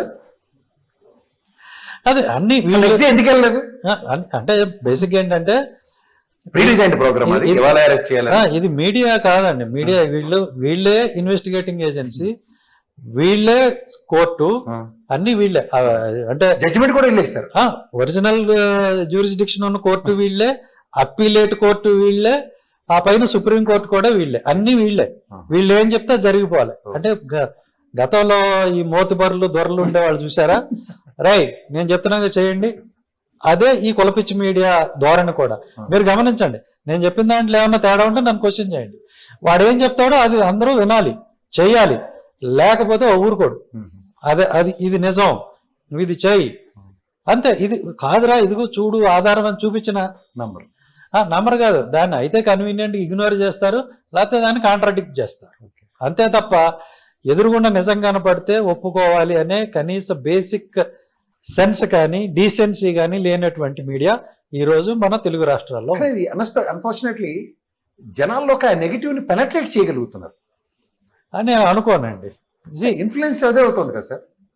నేను మీకు మీడియా ప్రభావం అంత గొప్పగా ఉండుంటే పార్టీలు అన్నిసార్లు ఓడిపోవు. మీకు తెలిసి ఎక్కువ శాతం మీడియా తెలుగుదేశం పార్టీకి అనుకూలంగా ఉంది. మరి తెలుగుదేశం పార్టీ ఎన్నిసార్లు ఓడిపోలేదు? వీళ్ళు అన్ని డిసైడ్ చేసేస్తే సరైన తగిలేదాకా అంతే కదా, ప్రజలకి తెలుసండి. ఇప్పుడు పేపర్లోను మీరు టీవీలో డిబేట్ పెట్టేసి ఈ రోజు వర్షం పడుతుందని అంటారు. వర్షం పడుతుందా లేదా ఆ ఊళ్ళో ఉన్నవాడికి తెలియదా? ఆడికి బుద్ధి లేదా? వాడు చూడ్డా? ఏం నమ్ముతారు జనం? అంత అద్భుతంగా ఉంది, ఉద్యోగాలు వచ్చేస్తానే అంటారు. మొన్న ఎవరో పార్లమెంట్లో క్వశ్చన్ వేస్తే పోయినాయి 50,000 ఉద్యోగాలు, ఎంఎస్ఎంఈలు క్లోజ్ అయినాయి ఎన్ని, పెట్టుబడులు ప్రామిస్ అయినాయి 6,000 కోట్లు, అంతకు మించి లేదు, అది కూడా ఇంకా గ్రౌండ్ అవ్వలేదు, కల్పించిన ఉద్యోగాలు ఇన్ని అని చెప్పేసి వచ్చేసింది కదా. ఇంత అనలిటికల్ గా ప్రజలకి తెలియకపోవచ్చు, బట్ మన పిల్లోడికి ఉద్యోగం వచ్చిందా లేదనే సెన్స్ వాడికి తెలుస్తుంది కదా. మన చుట్టుపక్కల వాళ్ళకి ఉద్యోగాలు వచ్చినాయి తెలియదు వాడికి. ఇందులో బిగ్గెస్ట్ సెట్ బ్యాక్ ఏంటంటే సార్, పొలిటికల్ పార్టీస్ కి certain percentage of vote confine అవుతుంది.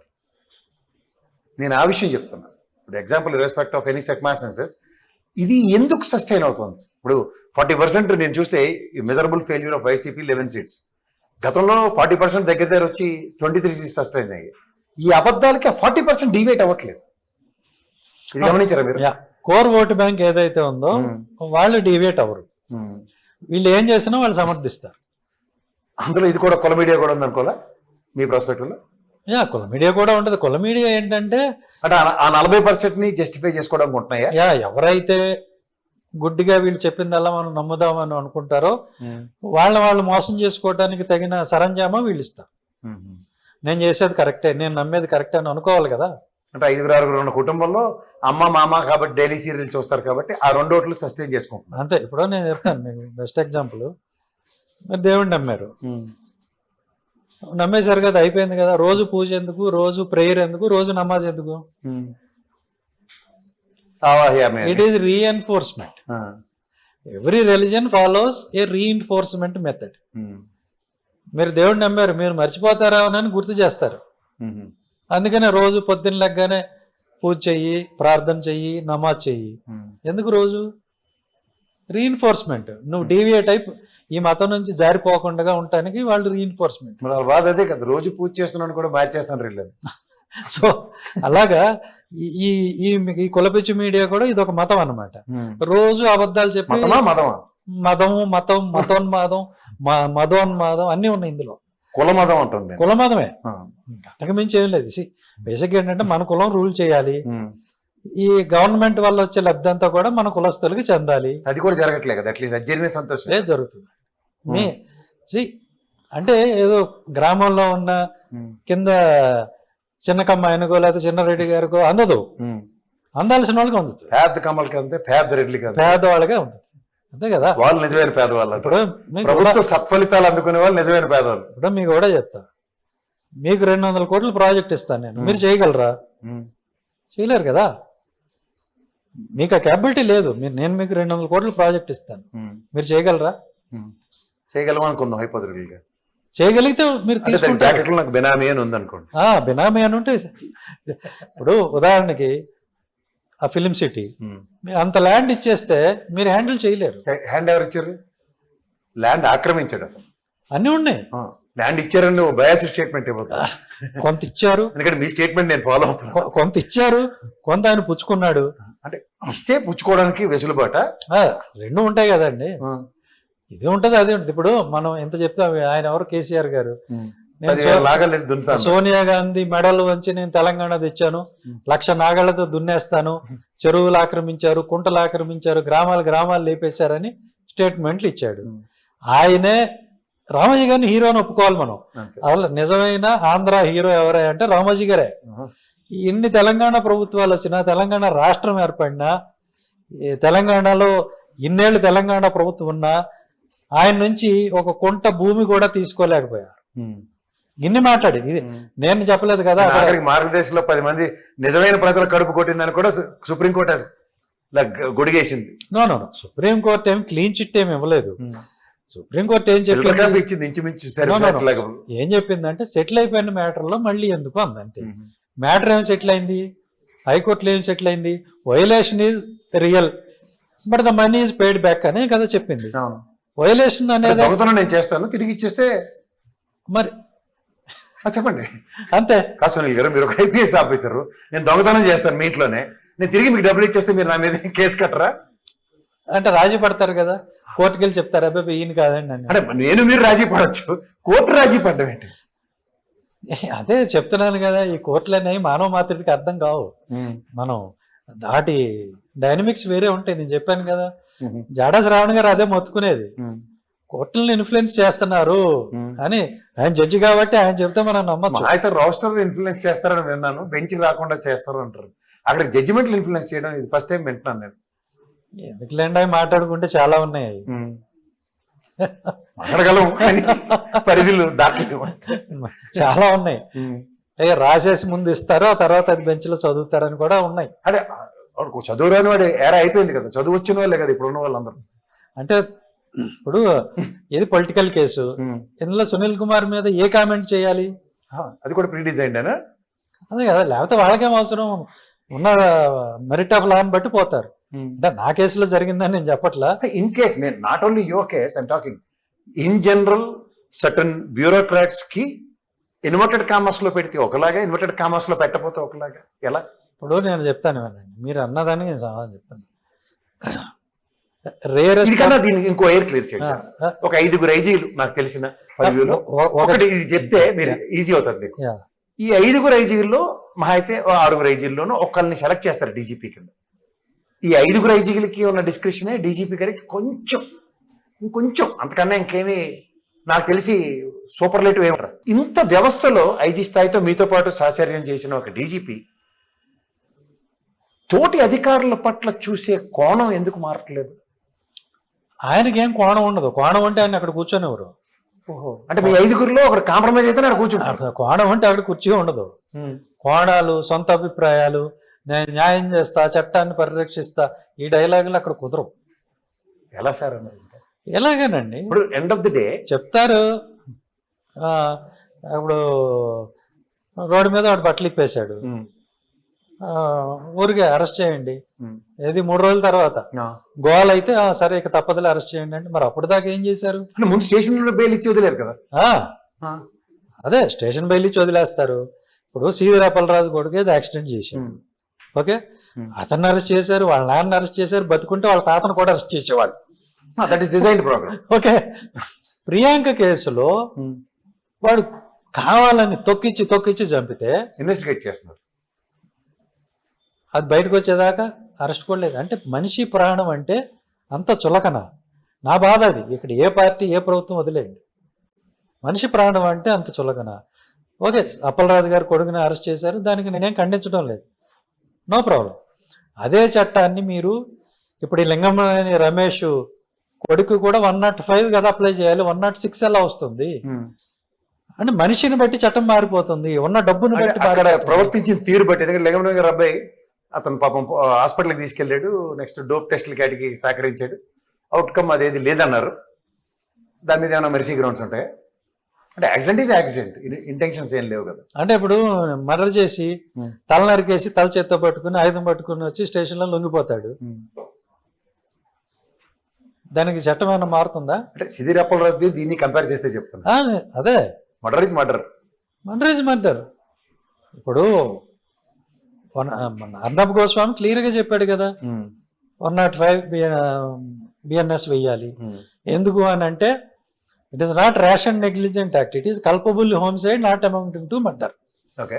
ఎందుకంటే నేను చేసే పని వల్ల అవతల లైఫ్ ఎండేంజర్ అవుతుంది అని తెలిసి చేస్తే అది కల్పబుల్ హోమ్సైడే, not rash and negligent act.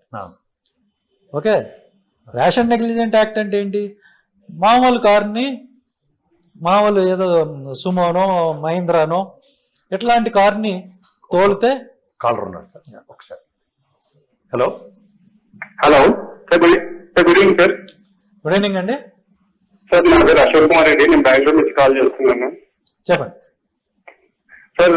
P Sunil Kumar sir ఉన్నారు sir. Ashok garu, thank you so much sir. ఎలా ఉన్నారు సార్? ఫైన్ అండి, ఐఎమ్ గుడ్. చెప్పండి సార్. యాక్చువల్లీ మన ఆంధ్రప్రదేశ్ అనేది మీలాంటి ఒక ఐపీఎస్ ఆఫీసర్ ని మిస్ అవుతుంది సార్. ఇప్పుడు ఇలా సిచ్యువేషన్ లో వ్యవస్థలు అనేవి చాలా దారుణంగా నిర్వీర్యమైపోయాయి. బట్ ఇలా ఏం జరిగింది? హలో చెప్తాను, చెప్పండి సార్.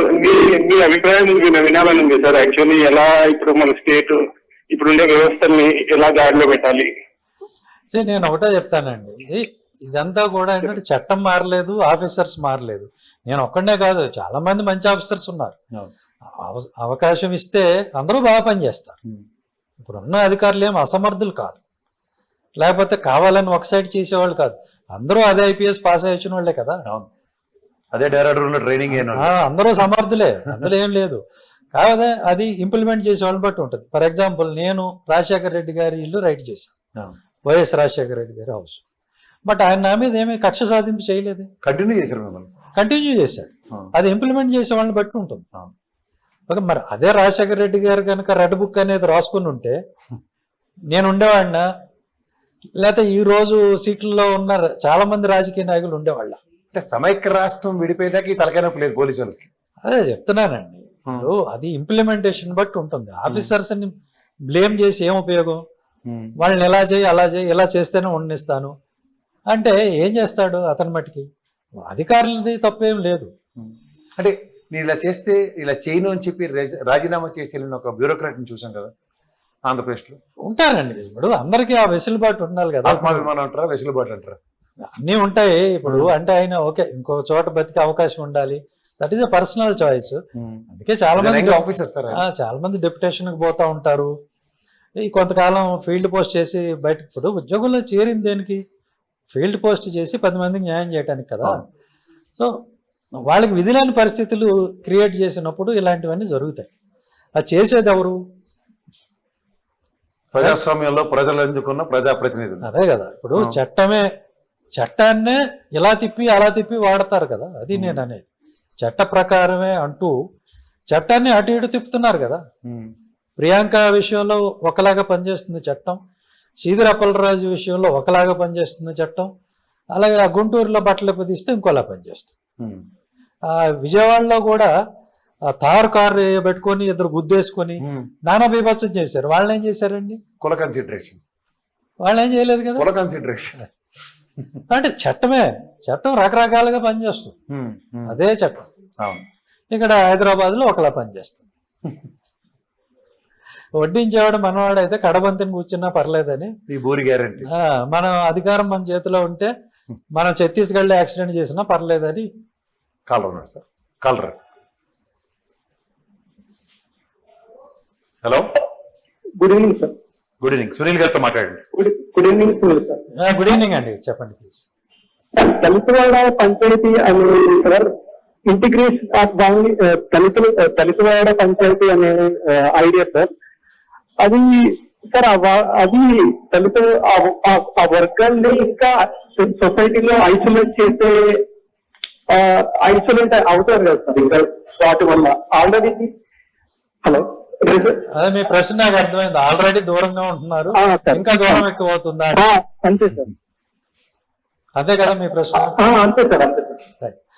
మీరు బాబాసాహెబ్ అంబేద్కర్ రాసిన కుల నిర్మూలన గ్రంథం చదవండి, చిన్న పుస్తకం అది. దానికి ముందు మాట రాశారు అనీప్ సెంట్ గారు, అది కూడా చదవండి. అనీబ్ గారు ఏం చెప్తారంటే ఇద్దరు ఐకమత్యంగా ఉండటం కలవటం అనేది ఎప్పుడు సాధ్యమవుతుంది? ఒక వ్యక్తి అశుభ్రంగాను ఇంకో వ్యక్తి శుభ్రంగా ఉన్నప్పుడు ఇద్దరు కౌగిలించుకోవటం సాధ్యం కాదు కదా. ఇద్దరు శుభ్రంగా ఉన్నప్పుడే అది అవుతుంది. కాబట్టి ముందు దళితులకి శుభ్రత నేర్పాలి. అప్పటి రోజుల్లో శుభ్రత నేర్పాలి, స్నానం చేయటం, మంచి బట్టలు వేసుకోవటం, తల దూకోవటం, అంటే వీటన్నిటికీ దూరంగా పెట్టింది సమాజం. కాబట్టి ఈ ఇంప్రూవ్మెంట్ తెస్తే వాళ్ళు వీళ్ళతో కలవటం, మెర్జ్ అవటం అనేది సాధ్యం అవుతుందని చెప్పారు ఆవిడ. బాబాసాహెబ్ అంబేద్కర్ కూడా దానికి అంగీకరించారు. అందుకని ఆయన సపరేట్ సెటిల్మెంట్స్ అనేటువంటి కాన్సెప్ట్ తెచ్చారు. సపరేట్ సెటిల్మెంట్స్ పెట్టి అక్కడ దళితుల్ని పెట్టి వాళ్ళకి విద్య, అలాగే ఈ సంస్కృతి, ఆచారం, ఇవన్నీ సివిలైజేషన్ నేర్పి అప్పుడు వీళ్ళని మిగతా సమాజంలో కలపాలనేది కాన్సెప్ట్. అది వాళ్ళని చెప్పింది. కాబట్టి ఈ వివక్ష అంటే మీరు అనేది ఈ దూరంగా ఉన్నారు కదా అంటే, ఈ దూరం ఇప్పుడు మనం కొత్తగా పెట్టింది కాదు కదా, వేల సంవత్సరాల నుంచి ఉంది దూరం, వందల సంవత్సరాల నుంచి ఉంది. ఆ దూరం మనం క్రియేట్ చేసింది కాదు. ఈ దళితులు కానీ మిగతా సమాజం కలవటం అనేది ఎప్పుడు సాధ్యం అవుతుంది అని అంటే, దళితులు కూడా ఆర్థికంగా, రాజకీయంగా ముందుకు వచ్చినప్పుడు మిగతా వాళ్ళు కలుపుకుంటారు. ఇప్పుడు ఒక అడుక్కునే ఆయన వస్తాడు, మురికి బట్టలతో ఉంటాడు, మీరు అతనికి ముష్టేస్తారా లేకపోతే కౌగిలించుకుంటారా? అదే ఒక వ్యక్తి మీ స్థాయిలోనే వచ్చాడు, షేక్ హ్యాండ్ ఇస్తే ఇస్తారు. ఎందుకు? మీ స్థాయిలో ఉన్నాడు ఆర్థికంగా కానీ లేకపోతే శుభ్రత పరంగా కానీ. కాబట్టి రాజకీయంగా, ఆర్థికంగా ఒక స్థాయి ఉన్నప్పుడే గౌరవం వస్తుంది. కానీ మీరు నేను కలిసిపోతా అని మీరు ఎగురుకుంటూ వెళ్తే అక్కడ ఎవడ కలిపేసుకోండి మిమ్మల్ని. అంటే దీనికి సబ్మిషన్ సార్. ప్రధానికి పెద్దలు మీ నాన్నగారు, మీ అమ్మగారిని తీసుకుంటే, గంగరాజ్ గారు, మీ మదర్ కూడా అప్పటికి వీడియో స్థాయిలో పనిచేశారు. అంటే I'm talking about your generation. Me generation ఒక ఐపీఎస్ స్థాయికి వెళ్ళారు. మీరు ఇది అడిగే ముందు ఇంకొకటి క్లారిఫికేషన్ ఏం చెప్పాలి అని అంటే, మీరు చూడండి, ఇంటర్ కాస్ట్ మ్యారేజెస్ అనేవి జరుగుతాయి. ఆ జరిగినప్పుడు ఇంటర్ కాస్ట్లో కూడా ఒక సమాన స్థాయి ఉన్న వాళ్ళ మధ్యన జరిగితే, కులాలు వేరైనా స్థాయి ఒకటే ఉంటుంది. Let it be. అందుకే కదా అంబేద్కర్ గారు కూడా ఒక స్టేజ్ లో పిలుపు ఇచ్చారు. ఇప్పుడు ఏదైనా సరే తీసుకోండి, అవును, ఆ స్థాయి ఉంటుంది చూడండి. ఆ రెండు కుటుంబాల స్థాయి ఒకటే ఉంటుంది. అవును, అంటే ఆ ఈక్వల్ స్థాయికి వచ్చినప్పుడే కులాన్ని మర్చిపోతారు. అవును, అంతే తప్ప మీరు ఊరికి దూరంగా ఉన్నారనో దగ్గర ఉన్నారనో మిమ్మల్ని దూరం పెట్టరు. మీకు ఆర్థికంగా, రాజకీయంగా, సామాజికంగా ఆ స్థాయి, వాళ్ళ స్థాయికి ఎదిగినప్పుడే. అంటే మీరు ఎవరయ్యా అంటే, నేను పలానా దళితవాడ పంచాయతీకి నేను సర్పంచ్ని, నా దగ్గర 2 కోట్ల బడ్జెట్ ఉందంటే అది మీ స్థాయి. ఓకే, అప్పుడు ఆ స్థాయి ఉన్న వాళ్ళు పక్క సర్పంచ్ వచ్చి మీతో మందుతాడు. కానీ నేను ఆయన సర్పంచ్గా ఉంటాడు, నేను అయ్యా నాకు రోడ్డు వేయండి, అయ్యా నాకు మంచినీళ్ళు కావాలని నేను అడుక్కుంటాను అంటే అప్పుడు ఆయన మిమ్మల్ని కలుపుకోడు. ఆ స్థాయిని పెంచడానికి ఇక్కడ నేనంటూ అదే మీరు స్థాయి పెంచే కాన్సెప్ట్ చెప్తున్నారు. నేను ఈ స్థాయి పెరిగే ఉద్దేశం ఏంటంటే, నేను మీ ఫ్యామిలీని ఎందుకు ఎగ్జాంపుల్ చెప్తున్నానంటే, the legacy of your family if you real look at it, మీ నాన్నగారు, మీ అమ్మగారు వీడియో స్థాయి కంటే గ్యారంటీగా చదువుకున్న కుటుంబం. దానికి మీ తాతగారు ప్రోత్సాహకం అంటే ఆయన కూడా లిటరసీ మీద చాలా అవగాహన ఉన్న వ్యక్తి అని నాకు ఒక ప్రాథమిక అభిప్రాయం. మా తాతగారే హెడ్ మాస్టర్, మా గ్రాండ్ మదర్ కూడా టీచర్. అదే చూడండి, ఐఎమ్ టాకింగ్ అబౌట్ మీతో కలిపి 3 generations. మీ పిల్లలు కూడా ఉన్నత చదువులు చదువుకుంటారు అమెరికాలో. ఈ 3 generations ప్రాస్పెక్టివ్ లో మీరు నిజంగా ఆలోచిస్తే, ఇట్లాగే ఈ దళిత సామాజిక వర్గంలో ఉన్న జనరేషన్స్ కూడా టువర్డ్స్ ఎడ్యుకేషన్ పట్ల ఎంఫసైజ్ చేస్తే, మీరు అన్నట్టు స్థాయిలు ఆటోమేటిక్గా పెరుగుతాయి కదా. ఇప్పుడు నా కాలేజ్ ఎక్స్పీరియన్స్ ఒకటి ఉంటుంది. మీ చదువుకున్న రోజుల్లో కూడా చాలా మంది లవ్ మ్యారేజెస్ చేసుకున్న మా ఫ్రెండ్స్ ఉన్నారు, irrespective of caste. They never bothered for their religion and caste. So అలాంటివి మనం చూసిన ఉదంతాల్లో అప్పుడు అంబేద్కర్ గారి బ్యాలెన్స్ ఆఫ్ ఈక్వేషన్ కానీ, లేదంటే మీలా చదువుకున్న వాళ్ళది, ఇది ఎందుకు ఎగ్జాంపుల్ కావట్లేదు? కేవలం చదువుకోవటం కాదు, ఆ చదువు వల్ల నువ్వేం అచీవ్ అవుతున్నావు, ఒక పొజిషన్కి వెళ్తున్నావు. ఇప్పుడు ఒకటి సార్, చదువుకుంటే రిజర్వేషన్ ప్రాస్పెక్ట్ లో ఎన్హాన్స్ అవడానికి ఛాన్సెస్ ఆర్ ప్రాబిలిటీస్ చాలా ఎక్కువ ఉన్నాయి. చదువు లేకుండా, చదువు అనేది బేసిక్ మినిమం థింగ్ అండి, అది లేకుండా ఏమీ కాదు. చదువు అనేది ఉండాలి. దీని మీద ఎందుకు ఎంఫసైజ్ అవ్వట్లేదు ఎవరు? చదువు ఉంది కదా, ఇప్పుడు ఆల్రెడీ దళితులందరూ బాగానే చదువుకుంటున్నారు. ఈవెన్ ఓపెన్ కేటగిరీలో సీట్లు వస్తున్నాయి. అవును, చదువు విషయంలో ఎక్కడ వెనకబడలేరు. కేవలం చదువు వల్లే ఇది రాదు, మన గౌరవం రాదు. మీకు అధికారం ఉండాలి, డబ్బులు ఉండాలి. చదువుతో పాటుగా అధికారం ఉండాలి, డబ్బులు ఉండాలి. అప్పుడు ఆటోమేటిక్గా ఆ స్థాయి అనేది మ్యాచ్ అవుతుంది. అంటే మీరు ఫస్ట్ మీ పంచాయతీకి డబ్బులు ఇప్పించే కార్యక్రమంలో ఉన్నారు. ఆ, దళిత పంచాయతీ ఆర్థికంగా నిలదొక్కుకోగలిగితే ఉదాహరణకి ఆయన ప్రాస్పెక్టుల్లో ఆ దళిత పంచాయతీలో ఉన్న స్కూల్ కానీ ఒక వైద్యం సంబంధించిన ఒక హాస్పిటల్ కానీ అక్కడ ఉన్న ప్రాథమిక వసతులు కానీ ఆటోమేటిక్ ఎన్హాన్స్ అవుతాయి. 2 కోట్లు ఇస్తాము, ఇచ్చినప్పుడు స్కూలు ఇంప్రూవ్ అవుతుంది, హాస్పిటల్ ఇంప్రూవ్ అవుతుంది, వాళ్ళ డ్రింకింగ్ వాటర్ కానీ, డ్రైన్స్ కానీ, రోడ్స్ కానీ, లైట్స్ కానీ, తర్వాత ఈ కోచింగ్ సెంటర్లు కానీ, కమ్యూనిటీ హాల్ కానీ అన్నీ వస్తాయి. Each and every facility, library, coaching centre, ఈ నీట్ కోచింగ్ ఇవన్నీ వాళ్ళే పెట్టుకుంటారు.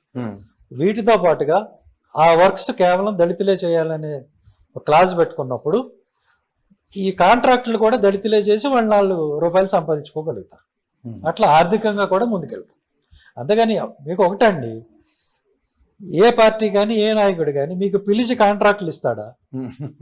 మీరు మీ సొంత పార్టీ అనుకుంటున్న పార్టీలనే అడగండి. ఎక్కడైనా సరే ఏ పార్టీ అయినా మీకు లిక్కర్ కాంట్రాక్ట్ కానీ, లిక్కర్ సప్లై కానీ, లేకపోతే ఈ మైనింగ్ కానీ, ఇసుక ర్యాంపులు కానీ, దళిత ఎమ్మెల్యే ఉన్న చోట కూడా ఇసుక ర్యాంప్ ఎవడ తోలుకుంటున్నాడు? పేరు వీడి భద్రం అవుతున్నాడు. అది పేరుకే ఎమ్మెల్యే. కాబట్టి ఈ వనరులు అనేవి మీకు ఎవడో అప్పనంగా తెచ్చి అప్పచెప్పడండి. ఓకే, మీరు చదువుకున్నా ఏం చేసినా మీకు అక్కడ అధికారం ఉంటేనే మీ మాట నడుస్తుంది తప్ప కాబట్టి డబ్బుల దగ్గరికి మిమ్మల్ని రానివ్వరు. అంటరాంతనం మీద అక్కడ ఉంది.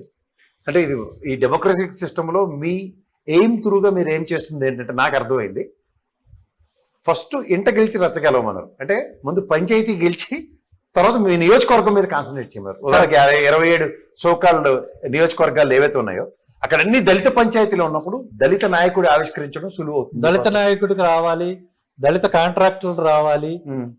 ఫస్ట్ స్టెప్ అది. మాది ఇంకోటి కూడా ఉంది ఏంటంటే, మాలో చదువుకున్న వాళ్ళు ఎంపవర్మెంట్ అని మీరు మాట్లాడారు కదా. ఒక డాక్టర్ ఉంటాడు, ఆయన హాస్పిటల్ పెట్టుకుంటానంటే 2 కోట్లు లోన్, ఈ 20,000 కోట్లలోంచి 2 crores ఇచ్చాయి. ఒక 4 డాక్టర్స్ కలిసి పెట్టుకుంటామంటే 10 కోట్లు ఇవ్వాలి. వాళ్ళు ఒక సూపర్ స్పెషాలిటీ హాస్పిటల్ పెట్టుకుంటారు. మీ రమేష్ హాస్పిటల్, ఎన్ఆర్ఐ హాస్పిటల్, ఇంకో మణిపాల్, ఇలాంటివి మా వాళ్ళే పెడతారు. ఓకే, పెట్టి వాళ్ళు 4 రూపాయలు సంపాదిస్తారు. వాళ్ళకి ఆరోగ్యశ్రీ ఇవ్వండి, ఆరోగ్యశ్రీలో వైద్యం చేసి డబ్బులు సంపాదించుకొని లోన్ తిరిగి కడతారు. చదువు ఉంది కానీ హాస్పిటల్ డబ్బేది అక్కడ సేవ కనీసం దళితులకైనా ఫ్రీగా సేవ చేస్తారు వాళ్ళు. అక్కర్లేదు, మీకు దళితులకి ఖచ్చితంగా చేస్తారు. చేసినా చేయకపోయినా ఆ మందుల షాప్ ఎవరికి ఇస్తాడు? ఇంకో దళితుడికి ఇస్తాడు. అక్కడ అంబులెన్స్ డ్రైవర్ 10 ఉద్యోగాలు ఇస్తాడు. Chain and ecosystem of Dalit అన్నది మీరు ఎస్టాబ్లిష్ చేస్తారు. Financial correct. డబ్బులు ఉంటేనే కదా. డబ్బులు లేకుండా ఏం చేస్తారు? మనం మీటింగ్ పెట్టాలంటే డబ్బు కావాలి, ఎలక్షన్ లో పోటీ చేయాలంటే డబ్బు కావాలి. డబ్బు లేకుండా ఏం చేస్తారు? ఇప్పుడు అధికార పార్టీలు, ఇక్కడ పార్టీలు ఏం లేవు, రాష్ట్రంలో 2 కులాలు ఉంటాయి అంతే. ఈ కులాన్ని ఆ కులాన్ని ఎన్నుకోవటమే మీరు చేసేది. ఈ కులం పార్టీ మీటింగ్ పెడుతున్నారు రారా అంటే దళితుడు వెళ్ళి ట్రాక్టర్ ఎక్కుతాడు, ఒక బిర్యానీ, ఒక డబ్బులు, ఒక క్వార్టర్ బాటిల్, హాఫ్ బాటిల్ ఇస్తారు. నీ దగ్గర డబ్బులు లేకపోబట్టి కదా నువ్వు ట్రాక్టర్ ఎక్కుతున్నావు. అదే నీ దగ్గర డబ్బులు ఉంటే నువ్వు ట్రాక్టర్ పెట్టి ఊరి నుంచి వాళ్ళని రప్పిస్తావు. అంతే కదా. అంతే. ఇప్పుడు పుష్ప సినిమాలో నీతి అదే కదా, నేను పార్ట్నర్ అవుతాను అంటాడు. అరే నీ కూలండి కాదురా, 1 రూపాయి తక్కువ వచ్చినా నేను పార్ట్నర్ అవ్వాలంట. పార్ట్నర్ అంటే వాడి గౌరవం ఉంటుంది, బిజినెస్ లో సేవ్ ఉంటుంది, కూలోడిగా సేవ్ ఉంటుంది. అట్లా నువ్వు ట్రాక్టర్ ఎక్కినంత కాలం నీ గౌరవం ఉండదు. రాజకీయం నీది కాదు. వేరే వాడు పెట్టిన పోరంబోకి మీటింగ్కి నువ్వు వెళ్ళినంత కాలం నువ్వు నాయకుడు కాదు. ఆ రాజకీయం నీది కాదు. నువ్వు పెట్టే మీటింగ్కి వేరే కులం వాడు వచ్చినప్పుడు నీది రాజకీయం. ఇది జనాల్లో పెనట్రేట్ చేయగలుగుతున్నారు సార్ మీరు? చేస్తామండి, చేస్తాం ఖచ్చితంగా. ఎందుకంటే ఇంతకాలం నాకు తెలిసి మీరు 27 నియోజకవర్గాలను ఫోకస్ చేయగలిగితే Dalit empowerment is a matter of fact. మేము ఖచ్చితంగా, ఎందుకనంటే ఇంతకాలం ఇలాంటి నాయకత్వం రాలేదు. వచ్చిన వాళ్ళందరూ సీట్ల కోసం కక్కుర్తిపడి ఏదో ఒక కులం దగ్గరికి పోయి అయ్యా నాకు ఎంపీ ఇవ్వు, నాకు ఎమ్మెల్యే ఇవ్వని అడుక్కుని కులాన్ని వదిలేసి పోయారు. మీరు చెప్పిన దాంట్లోనే ఒక రాజకీయ పార్టీ మీకే ఒక ఎంపీ ఆఫర్ ఇచ్చింది అనుకోండి. నాకు ఆల్రెడీ ఇచ్చారండి, కొత్తగా ఇచ్చేదే ఉంది. నేను వద్దని చెప్పాను, ఆల్రెడీ ఇచ్చారు. 2 పార్టీలు ఇచ్చినాయి, 2 కులాలు ఇచ్చినాయి. నాకు వద్దని చెప్పాను. నాకు నా కమ్యూనిటీ ముఖ్యం. ఓవరాల్ గా దళిత వాడలు 80 లక్షల మంది దళితులు ఇంప్రూవ్ అవటం నాకు ఇష్టం, నాకు కావాలి. 80 లక్షల మంది ఇప్పుడు ఒక దళితులు, ఎంపీ దళిత అనుకోండి క్రైస్తవులు. ఉదాహరణకు ఒక ఎంపీ లాట్స్ అండ్ 7 నియోజకవర్గాలను ప్రభావితం చేసే ఎంపీ రోల్ మీలాంటి వాళ్ళు ఒక వైటల్ రోల్ ప్లే చేస్తారని నేను అనుకుంటున్నాను. 7-8 నియోజకవర్గాలతో ఏమవుతుంది? అలా అండ్ మొదల్లోనది. నేను ఎంపీ అయితే నేను వాళ్ళకి ఏం చేయగలను? నా ఫండ్స్ ఇవ్వగలను అంతే. అది నేను అనే కాన్సెప్ట్ తీసేయాలి ఇక్కడ. నాయకత్వం సునీల్ కుమార్ మీద, శ్రావణ్ కుమార్ మీద, విజయ్ కుమార్ మీద డిపెండ్ అవ్వకుండా అట్టడుగు స్థాయికి వెళ్ళిపోవాలి. గ్రామంలోనే నాయకుడు పుట్టాలి, గ్రామంలోనే నాయకత్వం ఎదగాలి, అప్పుడు కదా అభివృద్ధి. అంటే నేను మన జనశ్రవణ్ మీటింగ్ చూసిన, నేను వెళ్ళినా కూడా దానికి రావణ్కి జరిగిన దాంట్లో అక్కడ నన్ను ఉప ముఖ్యమంత్రిని చెయ్యండి అని ఆయన అడగడం చూశాను. నేను పార్టీ పెట్టిన అతను విధానాలు చెప్తున్నా. నేను ఏక వ్యక్తి నాయకత్వాన్ని నేను నమ్మను. ఓకే, ఎందుకు నమ్మను అని అంటే, మీరు ఒక వ్యక్తి మీద డిపెండ్ అయితే అది చాలా ప్రమాదకరం. వ్యక్తి ఎప్పుడూ శాశ్వతం కాదు, ఒక లైఫ్ స్పాన్ ఉంటుంది. రెండవది, ఆ వ్యక్తికి ఏదైనా అవచ్చు, యాక్సిడెంట్ అవ్వచ్చు, ఆరోగ్యం బాగు, ఏదో అది పోతాడు అంటే ఇక జాతి మొత్తం నాశనం అయిపోవాలా? నా మీద కానీ ఇంకో వ్యక్తి మీద. ఐడియాలజీ అనేది ఇంపార్టెంట్ కదా. ఐడియాలజీ, గ్రామంలో నాయకుడు పుట్టాలంటాను నేను. ప్రతి దళిత వాడలో 2 నాయకులు పుట్టాలి. ఒక సర్పంచ్ అవుతాడు, అతను నాయకుడు, ఆ వాడికి అతను నాయకుడు. వాడిపోతే ఇంకోడు ఉంటాడు. రాష్ట్రం మొత్తానికి ఒకడే ఉంటే అది ప్రమాదం. డిపెండెన్సీ ఉండకూడదు. రాష్ట్రం మొత్తం మీద అదే జరుగుతుంది కదా ఇప్పుడు. అది ఉండకూడదు. అదే నేను 27 మంది ఎమ్మెల్యేలు తాత్కాలిక ఉపశమనంలో ఉంటున్నారు, కానీ శాశ్వత పరిష్కారం సామాజిక వర్గానికి జరగదు. ఇప్పటికి కూడా రాష్ట్ర స్థాయి నాయకత్వం దళితులకి లేదు. ఈ కారం శివాజీ గారు ఇలాంటి వాళ్ళందరూ ఎవరండి ఆయన? అలా పేరు ఆయన పోయి ఏదో పార్టీలో చేరిపోయాడు కదా. అదే నేను చెప్పేది, ముందు మేము కుల నాయకులు అని వస్తారు, తర్వాత పోయి పార్టీల్లో దూరతారు, పదవులు తీసుకుంటారు. దానివల్ల కదా మేము నాశనం అయిపోతున్నాం. అందుకే నాకు వద్దనేది. నాయకత్వం అనేది ఇదే లెసన్. ఇదే నాయకత్వం అనేది ఒకడినే నమ్ముకుంటే ఇలానే నాశనం అవుతాం. గ్రామంలో ప్రతి పంచాయతీలో ఒకడు లీడర్ అయినప్పుడు కమ్యూనిటీ మోసపోయే ప్రసక్తి ఉండదు. అవునా కాదా? అది దానికోసం నేను పనిచేస్తున్నా. అంటే ముందు మీరు you build a structure and అక్కడి నుంచి ఒక నాయకత్వం అనేది గ్రాస్ రూట్ లెవెల్ ఎస్టాబ్లిష్ కావాలి. వాళ్ళకి నిధులు వెళ్ళాలి, అప్పుడు కమ్యూనిటీ సేఫ్ గా ఉంటుంది. దీనికోసం నేను ఎంపీ అవ్వాలంటే అవుతా, ఇది చేయడం కోసం ఎమ్మెల్యే అవ్వాలంటే అవుతా. అంతేగాని నేను ఎమ్మెల్యే అవడం కోసం ఇది వాడుకోండి. ఒక పార్టీ మీకు ఒక భయంకరమైన ఆఫర్ ఇచ్చింది, ఎస్ దళిత పంచాయతీలు మేము పరిరక్షిస్తాం, అప్పుడు మీరు మాకు ఒక ఎంపీ కంటెస్ట్ చేస్తారా, లేదా ఒక ఎమ్మెల్యే కంటెస్ట్? నేను కంటెస్ట్ చేయను, నేను మద్దతు ఇస్తాను. ఓకే, మీకు కావాల్సిందేంటి? ఓట్లు కదా. నేను రాష్ట్రం మొత్తంలో ఉన్న మా ఏమి యంత్రాంగాన్ని అంతటినీ కూడా కమ్యూనిటీకి మీరు చేసిన మేలు ఏంటో చెప్పి వాళ్ళు మీకు ఓట్లు వేసేలాగా చేస్తాం. ఇది నా ఆఫర్. ఓకే, నాకు పదవి అడగట్లా, నాకు టికెట్ అడగట్లా. ఒకవేళ వాళ్ళు ఇస్తానన్నా మీరు వద్దంటారు? నాకు అక్కర్లేదు. అంటే ప్రభావితం చేయాలి ఫస్ట్. ముందు మీరు ఈ దళిత వాళ్ళకి పంచాయతీలకి ఇవ్వండి, మాకు అధికారం ఇవ్వండి, గ్రామంలో మా నాయకత్వం వచ్చేలాగా మీరు చేయండి. చేసినప్పుడు దానికి లబ్ధే కదా మీకు కావాలి. మా వాళ్ళు ఓట్లు వేస్తారు. నేను ఎంపీగా అవ్వాలా వద్దా అనేది తర్వాత క్వశ్చన్. ఓకే, ఒకవేళ ఈ వాయిస్ పార్లమెంట్లో వినిపించాలి, అసెంబ్లీలో వినిపించాలి కాబట్టి నేను వెళ్ళాలంటే నేనే వెళ్ళాలా, లేకపోతే మా ఏమిలో చాలా మంది ఉన్నారు, వాళ్ళు వెళ్ళొచ్చు కదా. ఓకే, వాళ్ళని పంపొచ్చు కదా ఎమ్మెల్యేలుగా, ఎంపీగా. నేనే ఎందుకు? ఈ ప్రశ్నకి సమాధానం దొరికితే వెళ్తాను. ఓకే, ఇప్పుడు అంటే మీరు ఒక సామాజిక స్పృహతో చాలా అంశాలు చేస్తున్న ఉదంతంలో మీతో పాటు నడిచే వాళ్ళని కలుపుకొని వెళ్ళడంలో మీకు వెనక ముందు లేదు. అలాగే కొన్ని సెక్టర్స్ ఉన్నాయి. ఇప్పుడు ఉదాహరణకి ఫిలిం ఫెటర్నిటీ ఉంది ఇక్కడ. తమిళనాడు తరహా ప్రభావితం చేసే సామాజిక స్పృహ మన వాళ్ళ దగ్గర లేదు, ఉండదు. దీంతో మీరు ఏకీభవిస్తారో విభేదిస్తారు? లేదు, ఉండదు అనే కన్నా కూడా మన దరిద్రానికి అలాంటి దర్శకులు, నిర్మాతలు దొరికారు. ఇప్పుడు తమిళనాడులో బాలచందర్ లాంటి గొప్ప డైరెక్టర్స్ వచ్చారు, భారతీరాజా, భాగ్యరాజ, గొప్ప డైరెక్టర్స్ వచ్చారు. వాళ్ళు మంచి సినిమాలు తీశారు. జనాలకి చూపించారు, ఒరే సినిమా అంటే ఇలా తీయచ్చు అని చూపించారు. వాళ్ళు ఆదరించారు. జనాలు తప్పు పట్టద్దు.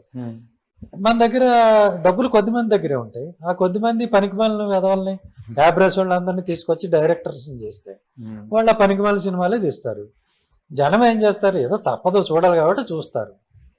వాటినే జనం ఆదరించారని. అంటే ఇప్పటికీ మీరు టి బాలచంద్ర గారి పేరు చెప్తారు, సంతోషం. అలాగే మా టి కృష్ణ గారి పేరు కూడా చెప్పాలి కదా. యా, టి కృష్ణ గారు, శంకర్ గారు కూడా ఒక్క ఆయనే వచ్చారు. ఒక సామాజిక స్పృహ కోసం చేస్తున్న సినిమాలు ఉన్నాయి కదా కొంతవరకు. అలాగే శేఖర్ కమ్ముల శేఖర్ కమ్ముల కొంతవరకు, అంటే అట్లీస్ట్ ఆయన చెడగొట్టే సినిమాలు తీయడు. లీడర్ తీసాడు కదా మంచి సినిమా పొలిటికల్ గా. వీళ్ళు సమాజాన్ని చెడగొట్టరు కనీసం.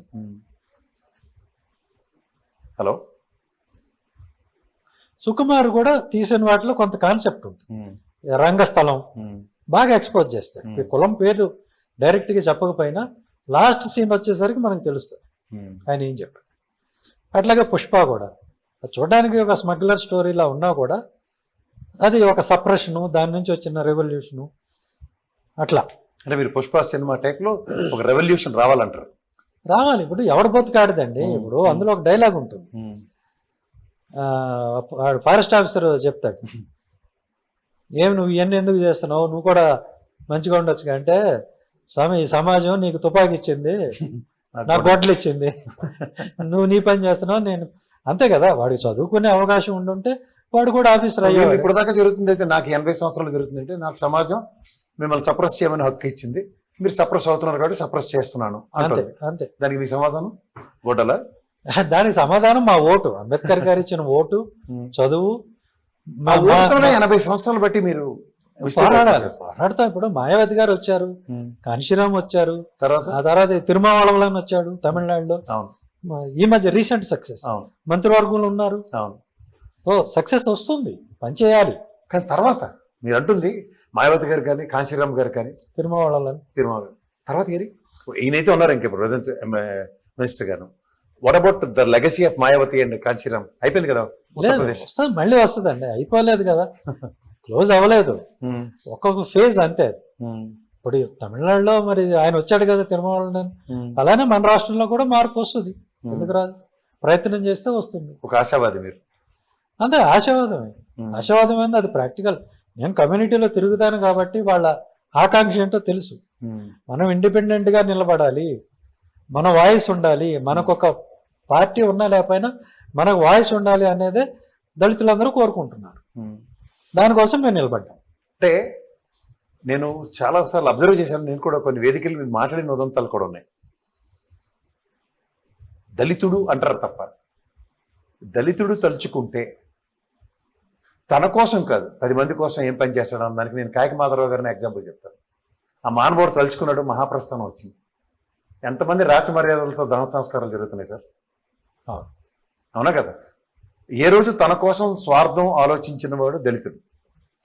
నేను ఈ కోణంలో ఆలోచిస్తూ ఉంటాను. ఎందుకంటే వాళ్ళకి ఉన్నత స్థాయి కల్పిస్తే, ఇన్నాళ్ళు నన్ను అనగదొక్కారు, నేను వీళ్ళని అనగదొక్కాలి అనే కాన్సెప్ట్ అతని దగ్గర ఉండదు. ఎందుకంటే తన పడ్డ కష్టం ఎదుటివాడు పడకూడదని ఆలోచిస్తాడు. కరెక్ట్. నాకు ఫ్రెండ్ ఉండేవాడు, వాడు ఎప్పుడు నా గురించి ఇలాగే ఆలోచించేవాడు, నేను వాడి గురించి అలాగే ఆలోచించేవాడు. నాతో పాటు యూనివర్సిటీ దాకా చదివాడు. నేను నేర్చుకుంది వాడి దగ్గర ఏంటంటే, ఎవరో వాడిని ఏదో అనేవారు, నేను అనేవాడిని కాదు. ఎగ్జాంపుల్, నేనేదో అచ్చాని పచ్చపోస అని చెప్పట్లేదు, కానీ he has never taken that issue in to his heart. వాడు ఇప్పుడు happen to be a bureaucrat. నేను చాలా గర్వంగా చెప్పుకుంటున్నాను వాడి గురించి. ఎందుకంటే అతీతం అనుకున్నాడు, ఇవి నాకు కాదు కావాల్సింది, వాట్స్ మై ఎయిమ్ అనుకున్నాడు. సో అలాగే మీరు ఎయిమ్ అన్న పదాన్ని నాకు వాడే స్ఫూర్తిగా కనిపించింది. I'm proud to have such a friend in my life. నాకు ఆయన్ని నిజంగా చెప్పాలని, నాకు జీవితంలో అంబేద్కర్ అనే మహానుభావుని పరిచయం చేసిన గొప్ప వ్యక్తి అతను. అది నాకు ఇవాళ మనసా వాచా కర్మ ఎలా ఉంటుందంటే, అది ఇజాల గురించి అర్థమైన విధంలో మాడతారు కానీ సార్, నిజంగా ఎవడైనా దమ్ముంటే అంబేద్కరిజాన్ని అడాప్ట్ చేసుకోమనండి, దానికి మీద ఎక్కిపిస్తారా ఎక్కిపించారు. అంతే అండి, అంబేద్కరిజమే శరణ్యం అండి. మిగతావన్నీ కూడా అంబేద్కరిజంలో ఒక ఫ్లా ఉంది తెలుసు. అంటే ఫ్లా అని నేను అంటాను, కానీ మావాడు దానికి కూడా నాకు చెప్పాడు, నీకు అంబేద్కరిజంలో తెలియని ఒక అగ్రెషన్ అడాప్ట్ అవుతూ ఉంటుందిరా, దాంట్లోంచి సాంతనం పొందడానికి బౌద్ధిజం తీసుకో అంటాడు. కరెక్ట్. ఎందుకంటే ఇప్పుడు మనం సర్టన్ సర్కమ్స్టాన్సెస్ లో యుల్ బికమ్ ఎ రాడికల్. ఇప్పుడు నేనే దేర్ ఆర్ సమ్ ఇష్యూస్, వాడిని ఎందుకు అలా అంటున్నారని నేను అగ్రెసివ్ అయ్యేవాడిని. అందుకనే మా సార్ చెప్పింది, బౌద్ధిజాన్ని అడాప్ట్ చేసుకోరా, నీలో సాంతన ఏర్పడుతుంది. సో అందుకని కొన్నిసార్లు ఏమనిపిస్తుంది అంటే సార్, ఇజం అన్నదానికి ఒక పర్పస్ ఉండాలని దానికి అంబేద్కరిజాన్ని అడాప్ట్ చేసుకుంటేనే తెలుస్తుంది. Yeah. అదే ఇప్పుడు మీ అంటే ఇవన్నీ ముడిపెడుతున్న దగ్గర మీరు ఇవాళ ప్రేరణతో ఒక రాజకీయ చైతన్యాన్ని, రాజకీయ నాయకుల్ని సర్పంచ్ స్థాయిల దగ్గర నుంచి గ్రామ స్థాయిల నుంచి తయారు చేయడానికి మీ ఏం పనిచేస్తుంది అంటారు? అవును. దీని డెలివరీస్ ఎప్పుడు ఉంటాయి సార్? ముందు స్టార్ట్ అవ్వాలి కదండి. ఉంటాయి, ఒక 5 ఏళ్ళు పట్టచ్చు, 10 ఏళ్ళు పట్టచ్చు. నెక్స్ట్ 80 ఏళ్ళు మోసపోయాం. నెక్స్ట్ ఎలక్షన్స్ లో అట్లీస్ట్ ఇంకొక 80 ఏళ్లలో మేము 20% రెడీ చేయగలరు. నెక్స్ట్ ఎలక్షన్ 3 ఏళ్ళు టైం ఉంది. ఖచ్చితంగా డెఫినెట్ గా చేస్తాం. అట్లీస్ట్ మీరు ఒక 2 నియోజకవర్గాలు పట్టుకుని ఈ రేపు ప్రాణాలకు తెగించి చంద్రబాబు గారు కనుక లోకల్ బాడీస్ పెడితే why can't set a president for some నియోజకవర్గాలు? ఖచ్చితంగా చేస్తాం, అందులో ఏమి డౌట్ ఏం లేదు. At least if I'm not wrong ఒక 10-20 దళిత సర్పంచులు తయారు చేయండి సార్. చేస్తామండి, అందులో ఎయిమ్ అనే పర్పస్ తో తప్పకుండా చేస్తాం. ఆల్రెడీ కొన్ని చోట్ల నెగ్గారు, మేము అప్పుడు ఇంత ఫోకస్ చేయలేదు. ఈసారి ఫోకస్ చేస్తాము. మాది ఎట్లా ఉంటుంది అని అంటే, మా దగ్గర డెసిషన్ మేకింగ్, పోటీ చేద్దామా వద్దా, ఎక్కడ చేద్దాం అనేది మా వాళ్ళే డిసైడ్ చేస్తారు, కమిటీస్. అంటే సర్పంచులకి నాకు తెలిసి పార్టీ సింబల్స్ అవి ఉండవు కాబట్టి పార్టీ సింబల్స్ ఉన్నా మాకు ఇబ్బంది ఏం లేదు, మేము ఇండిపెండెంట్ గానే చేస్తాం. మేము పార్టీలతో చేయగలపం కదా. కానీ అతను ఈల్డ్ అవుతాడు కదా పార్టీ పరంగా. అది వ్యక్తిగతమైన ఇష్యూస్, బట్ మేము యాజ్ అన్ ఆర్గనైజేషన్ అందరూ అవ్వరండి, అందరూ అని అట్లా అనుకోవటానికి. ఒక బ్రాడర్ ప్రాస్పెక్టివ్ లో సర్పంచ్ నిధులు ఇప్పుడు జరుగుతున్న పరిణామాల్లో ఎక్కడికక్కడ వెళ్ళట్లేదు. అవును, ఇప్పుడు పర్పస్ఫుల్ గా మీరు ఒక సెట్ ఆఫ్ పీపుల్ గెలిచినప్పుడు the voice modulation of sarpanch అన్నది డిఫరెంట్ గా ఉంటుంది కదా. ఖచ్చితంగా, ఎందుకంటే ఇంతకు ముందు సర్పంచ్ స్టాండ్ ఎలో అంటే ఒకడే నెగ్గేవాడు, అతనికి వాయిస్ ఉండేది కాదు. ఇప్పుడు రాష్ట్రం మొత్తం మేము వాయిస్ ఇస్తాం కదా, అందరం మా తరఫున నెగ్గిన సర్పంచుల కోసం మేము రాష్ట్రం మొత్తం మేము పోరాడతాం. ఓకే, అంటే వేదిక క్రియేట్ చేస్తారు. యా, అక్కడ నిధులు ఇవ్వకపోయినా, అతనికి అన్యాయం జరిగినా, అతని అధికారాల్లో ఎవరన్నా వేలు పెట్టినా మేమందరం వెళ్ళి దాన్ని ప్రతిఘటిస్తాం.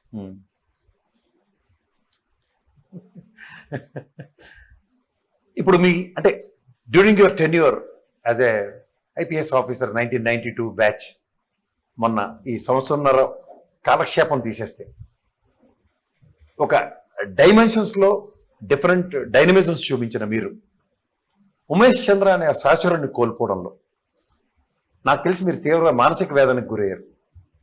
ఎందువల్ల అంటారు? అంటే ఉమేష్ చంద్ర గారు అంటే ఒక రేర్ పర్సన్ అండి, rarest of the rare persons.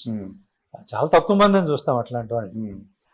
ఆయనకి కులపిచ్చి లేదు, మతపిచ్చి లేదు, ఆయనకి ఏమి లేవు. ఆయన ఈజ్ నైస్ స్వీట్ పర్సన్ అన్నమాట. అంటే ఇలాంటి మనుషులు ఉంటారా అనిపించేంత అట్లాంటి వ్యక్తి. అలాంటి వాళ్ళ వల్లే చాలా కులాలకి బెనిఫిట్ అవడం ఒకటి దొరుకుతుంది. అంటే అందరూ చెడ్డవాళ్ళు కాదు ఒక కులంలో అని చెప్పాలి అని అంటే ఉమేష్ చంద్ర గారిని ఉదాహరణ. అంత మంచివాడే.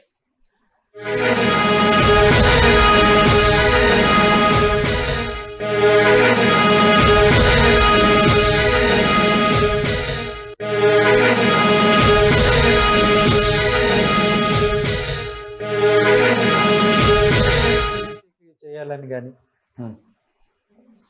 ఒక పార్టీ వైపు మొగ్గాలని కానీ ఏమీ లేవు. మనం ఐపీఎస్ ఆఫీసర్స్ ఐపీఎస్లో ఉండాలి, సొసైటీకి మంచి చేయాలి, ఇదే ఆలోచనతో ఉండేవాడు ఆయన. నేను ఈ వృత్తికి సంబంధించిన గుణపాఠం లాంటిది కూడా ఆయన దగ్గర నుంచే నేర్చుకున్నాను. ఎందుకంటే ఇప్పుడు ఉమేష్ గారు ఎగ్జాంపుల్ తీసుకోవాలి. అంటే how A bureaucrat can be taken for toss, పెద్ద ఉదాహరణ. బ్యూరోక్రాట్స్ అందరూ కూడా ఆయన లైఫ్ నుంచి నేర్చుకోవాలి. ఆయన కడపలో పనిచేసినప్పుడు ఆయన తలకెత్తుకున్నారు, అబ్బో ఈయన అంత గొప్పవాళ్ళు లేడు, మంచివాళ్ళు లేడు, వీరాది వీరుడా, గ్రేటాది గ్రేటుడా అని చేశారు, ఎత్తారు. ఆయన కరీంనగర్ వెళ్ళాడు. ఉమేష్ చంద్ర 200% ఆనెస్ట్ ఆఫీసర్, ఎప్పుడు తప్పు చేయలేదు. అలాంటి వ్యక్తిని ఎందుకు సస్పెండ్ చేశారు? అది 2025-26లో నాకు సమాధానం దొరికింది. అంటే ఒకటి వ్యాస్ గారి ప్రాణత్యాగం, రెండోది ఈయన ఉమేష్ చంద్ర గారు కూడా పరమపదించారు. కానీ ఆయనతో పనిచేసిన ఆయనకి మరణశిక్ష ఉందని నేను చెప్పను, కానీ సునీల్ గారికి నిజంగా సిస్టంలోంచి ఎలిమినేట్ చేయడం అన్నది నిజాయితీకి వాళ్ళు ఇచ్చే remark కదా. ఉమేష్ గారి ఇష్యూ నుంచి మనం నేర్చుకోవాల్సింది ఏంటి అంటే, you are at your own risk. పార్టీలు కానీ, నాయకుల్ని కానీ, ప్రభుత్వాన్ని కానీ, పోలీస్ డిపార్ట్మెంట్ని కానీ నమ్మితే నీ పని అంతే. ఉమేష్ చంద్ర గారు ప్రొఫెషనల్గా ఉన్నప్పటి నుంచి చాలా యాంటీ ఎక్స్ట్రీమిస్ట్ వర్క్ చేశారు. మావోయిజాన్ని అణిచివేయటంలో ఆయన మెచ్చిన ఆయన మార్క్ పెద్ద పెద్ద స్టేట్ క్యాడర్ వాళ్ళని తీసేశారు. అవును. కడపలో ఉండగా, కరీంనగర్లో, వరంగల్లో హాట్ టార్గెట్. ఆయన చేసింది ఏమి లేదు. కరీంనగర్లో ఒక SC/ST అట్రాసిటీస్ కేసులో న్యాయం చేశాడు. ఒక టీడీపీ నాయకుడు SC/ST అట్రాసిటీ కేసులో ముద్దాయి అయితే ఆయన అరెస్ట్ చేశాడు. అరెస్ట్ చేసినందుకు ఆయన్ని ట్రాన్స్ఫర్ చేశారు. ట్రాన్స్ఫర్ చేసినప్పుడు అక్కడున్న కొంతమంది పోలీసు ఉద్యోగులు తిరుగుబాటు చేశారు, నిరసన తెలియజేశారు కొంచెం ఎక్కువగా. అదేం ఆయన చేయించింది కాదు, ఆయనకి తెలిసి జరిగింది కాదు. దాని కారణంగా ఆయన సస్పెండ్ చేశారు. ఏంటి ఆయనకి సంబంధం ఏంటి? సరే, సస్పెండ్ చేశారు, అయిపోయింది. సెక్యూరిటీ ఎందుకు తీసేశారు? అన్ని పెద్ద ఎన్కౌంటర్లు చేసిన వ్యక్తికి ఈ పోలీస్ డిపార్ట్మెంట్ ఇచ్చే గౌరవం అదే, కన్సర్న్ అదే. బుల్లెట్ ప్రూఫ్ కార్ ఇవ్వలేరా ఒక ఆఫీసర్కి? ఒక సెక్యూరిటీ లేదు, ఒకడే గన్మెన్. ఆయన చనిపోయినప్పుడు ఏ వెహికల్ వెళ్తున్నాడు? మారుతి వ్యాన్. మారుతి వ్యాన్ ఇట్లా దోస్తే పడిపోదు. అంటే పోలీస్ డిపార్ట్మెంటు తన ఆఫీసర్స్ని పట్టించుకోదు.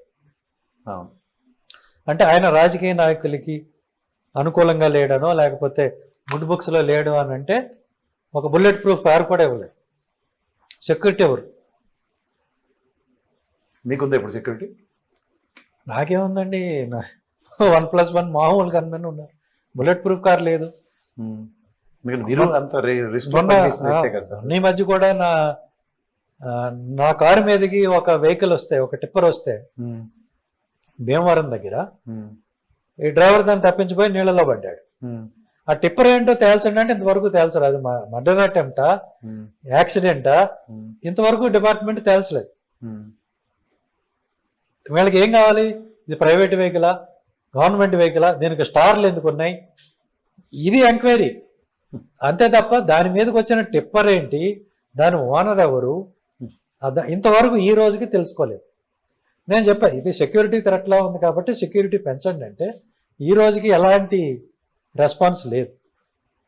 లేకపోవడం సార్, ఎందుకంటే మీరు వినండి. సో ఉమేష్ గారి ఇష్యూ వచ్చినప్పుడు ఆ సెక్యూరిటీ తీసేయటం వల్ల, బుల్లెట్ ప్రూఫ్ కార్ లేకపోవటం వల్ల వాళ్ళు రెక్కీ చేసి ఈజీగానే చంపేశారు.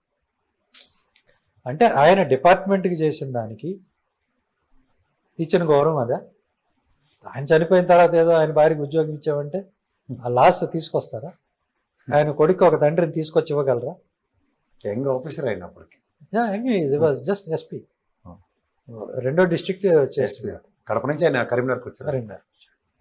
నేను అప్పుడు నేర్చుకున్నా, మన బౌండరీస్లో ఉండాలి తప్ప ఏ లీడర్ని కూడా అతిగా నమ్మకూడదు, మనం అతిగా పోకూడదు అనేది. సో నేను ఎప్పుడు చట్ట పరిధిలో నా లిమిట్స్లోనే పనిచేయాలి. అన్ని తెలిసి కూడా మీరు రివార్డులు తీసుకుని మోసపోయారు కదా. సో అదే ఇప్పుడు వెంకటేశ్వరరావు గారు నేను కూడా వరంగల్లో పనిచేసాం, కలిసి పనిచేసాం. మంచి ఆఫీసర్ అండ్ ఆయన జాహ్నవి పేరుతో రాసేవారు, ఇంటలెక్ట్. ఆయన ఏదో ప్రశ్నిస్తారు, మంచి కవి కదా. రైట్. సో ఇప్పుడు వెంకటేశ్వరరావు గారి సెక్యూరిటీ తొలగించడం అనేది కూడా కరెక్ట్ కాదు. ఎందుకంటున్నానంటే మీకు మావోయిస్ట్ థ్రెట్ లేదు అని అంటున్నప్పుడు మరి ఇప్పుడున్న డీజీపీలకి, ఇంటెలిజెన్స్ చీఫ్లకి మరి మీకెందుకు సెక్యూరిటీ? మరి ముఖ్యమంత్రికి ఎందుకు సెక్యూరిటీ? ఆశ్చర్యకరమైన విషయం సార్, ముఖ్యమంత్రికి నిర్మూలించిన ఏరియాలకి పోలీసులకు వెళ్తుంటే పైలట్ వెహికల్స్ వెళ్తున్నాయి, పోలీస్ వెహికల్స్ ఇంకెందుకు వెళ్తున్నాయి ఇప్పటికి? అదే నేను అనేది. ఇప్పుడు అందరికీ తీసేయాలి కదా సెక్యూరిటీ. థ్రెట్ లేదన్నప్పుడు నాకు బాగా గుర్తు, అంజయ్ గారు ముఖ్యమంత్రిగా ఉండగా మా ఊరికి వచ్చాడు పెనుగొండకి. వచ్చినప్పుడు ఆయన వాసవి కన్యకా పరమేశ్వరి దేవాలయానికి వచ్చారు. అక్కడే చిన్న మీటింగ్ పెట్టారు. పెట్టినప్పుడు నేను అప్పుడు చిన్నపిల్లాడిని, ఆయన ఇట్లా చూశాను, ఉమ్, ఇలా కలిశాను. ఉమ్,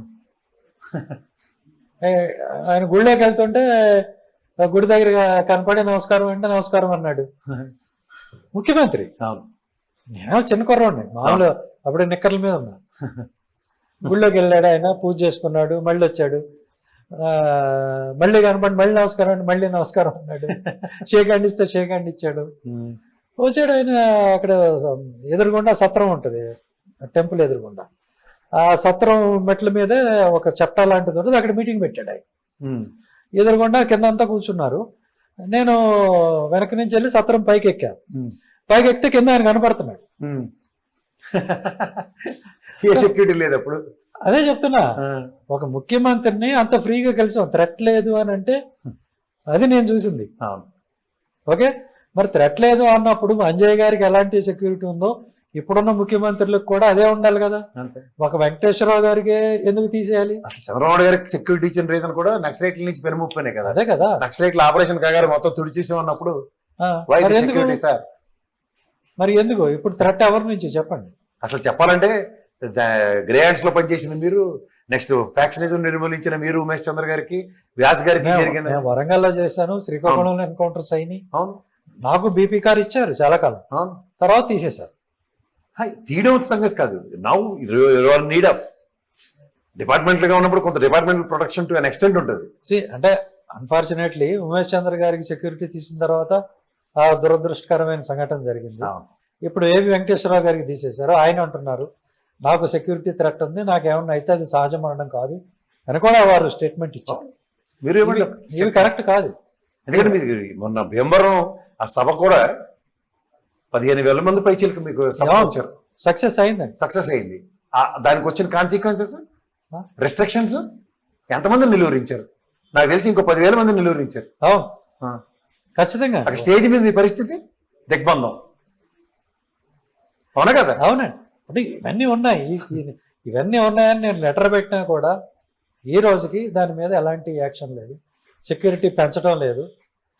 ఎనీవే ఇవన్నీ తప్ప మనం అన్ని మన ప్రాణం తప్పు కాదు కదా సార్. అంటే కాదనుకుని మనం ఇప్పుడు ఉమేష్ చంద్ర గారి దగ్గర నుంచి గుణపాఠం నేర్చుకున్న మీరు ఇంకో గుణపాఠం ఇంకోటి అవ్వకూడదు కదా. ఈ రీసెంట్ డెవలప్మెంట్స్ రెండు కదా రీసెంట్ పాస్ట్ లో జరిగినవి. భీమవరం సభలో నిలువరించడం, మిమ్మల్ని అష్టదిగ్బంధం చేయడం స్టేజ్ మీద. నెక్స్ట్ మీకు టెప్పర్ లారీతో థ్రెట్ అన్నీ ఉన్నాయి. మరి ఉన్నప్పుడు ఇంకా నాకు ఏవి వెంకటేశ్వర గారి విషయాలు ఏవి పర్సనల్ తెలియలేదు. ఇప్పుడు చేసి ఆయన కూడా 2-3 కనబడ్డాయి అనుకోండి, ప్రమాదం ఉన్నది చెప్పిరాదు కదా సార్. అవును. ఇప్పుడు సెక్యూరిటీ అనేది ఇచ్చేది ఆయన మిమ్మల్ని విమర్శిస్తున్నాడా, మిమ్మల్ని పొగుడుతున్నాడా అనే బేసిస్ మీద కాదు కదా. దానికి ఇమీడియట్ గా థ్రెట్ ఉందా లేదా అనేది. ఆయన చేసిన కామెంట్స్ కి, ఆయన చేస్తున్న దానికి ఇమీడియట్ గా ఇంటెలిజెన్స్ ఎందుకు డిప్లాయ్ చేస్తున్నారు? అదే నేను కోరేది ఏంటంటే ప్రభుత్వానికి, ఆయన ఏం మాట్లాడుతున్నాడు, ఆయన ఏం తప్పేం మాట్లాడట్లేదు. తప్పు మాట్లాడితే కేసు పెట్టండి, కానీ తక్షణం ఏబి వెంకటేశ్వరరావు గారికి సెక్యూరిటీ పునరుద్ధరించండి, bullet proof car. That is what I'm demanding. నేను ఏదైతే ఎన్హాన్స్ వై కేటగిరీ సెక్యూరిటీ అడిగాను అది కూడా ఇవ్వమని చెప్పి నేను అడుగుతున్నాను. సో ఎందుకంటే రికార్డ్ అవ్వాలి కాబట్టి చెప్తున్నాను. బోత్ డిజర్వ్స్ కదా సార్. సెక్యూరిటీ రిస్క్ లో పనిచేసి మీరు వెంకటేశ్వరరావు గారికి సెక్యూరిటీ థ్రెట్ ఉంది, నాకు సెక్యూరిటీ థ్రెట్ ఉంది. అవును, ఇది నేను మీ కెమెరా ముఖంగా నేను చెప్తున్నాను. Let this be recorded. If something happens to Venkateswararao garu or me, let this be a record. That's it. అంటే మీ రెండు సబ్స్టాన్షియల్ ఎవిడెన్సెస్ ఉన్నాయి. ఎవరు సభను ఎవరు కాంట్రడిక్ట్ చేయలేరు. ఆ టిప్పర్ లారీ మీ ప్రమాదం ఉన్నది నోబడీ కెన్ డినై ఇట్. మీ జాగ్రత్త అయితే ఇంకొంచెం ఎక్కువ తీసుకోవాలి. ఏం తీసుకుంటామండి, మన పని మనం చేసుకుంటూ పోవటమే, ఏమైతే దాని. మీరు పైలట్ కార్ పెట్టుకోవచ్చు కదా సార్ ముందు. సీరియస్లీ, ఎందుకంటే ఈ టిప్పర్ లారీ లాంటి వాటిని అట్లీస్ట్ మీ ముందు కారును ప్రిడిక్ట్ చేస్తుంది కదా. చూద్దామండి, మాకున్న ఏం సైన్యమే మాకు రక్షణ ప్రస్తుతం. No I'm not denying it. ఆ రోజు కూడా మీ ఏం సైన్యమే మిమ్మల్ని ఎలా పరిరక్షించిందో కూడా చూసాం భీమవరం సభలో. కానీ every day is not a solution కదా. చూద్దామండి, గవర్నమెంట్ వాళ్ళ బాధ్యత వాళ్ళు నిర్వహించాలి, నిర్వహిస్తారని ఆశిద్దాం. మీరు ఆశాబాదే. అంతే. వీటితో ఒక డైమెన్షన్స్, ఒక డైనమిజమ్స్ ఉన్న ఒక ఆఫీసర్ని సప్రెస్ చేస్తే సమాజంకి హితం కోరుతూ తన సామాజిక వర్గానికి ముందు రక్షకుడు కింద నిలబడబోతున్న ప్రవీణ్ కుమార్ గారిని చూడొచ్చా రాబోయే రోజుల్లో? సునీల్ కుమార్. సారీ, సునీల్ కుమార్ గారు. యా, ప్రవీణ్ సునీల్ ఇద్దరిని చూడొచ్చు. Praveen is confine to his party కదా సార్. నేను అక్కడ అనుకున్నాను ఏంటంటే, ఉన్న ప్రవీణ్ గారు పరిస్థితులు మీరు ఇందాక కాలర్ కూడా ఒక మంచి క్వశ్చన్ అడిగాడు. ఒక ఏకతాటి మీకు తీసుకొచ్చి, ఉదాహరణకి ఆయన తమిళనాడులోను, మీరు ఇక్కడ తెలంగాణలోను, ఆంధ్రాలోను ఈ దళిత చైతన్యం కనుక మీరు అంటున్న పంచాయతీ వ్యవస్థల త్రూగా తీసుకొస్తే it's going to be big revolution కదా. ఖచ్చితంగా అవుతుంది. ఇది ప్రస్తుతం ఈ రాష్ట్రంలో వర్క్ చేస్తున్నాం, ఇది అయిపోయిన తర్వాత పక్క రాష్ట్రాల్లో పనిచేస్తాం.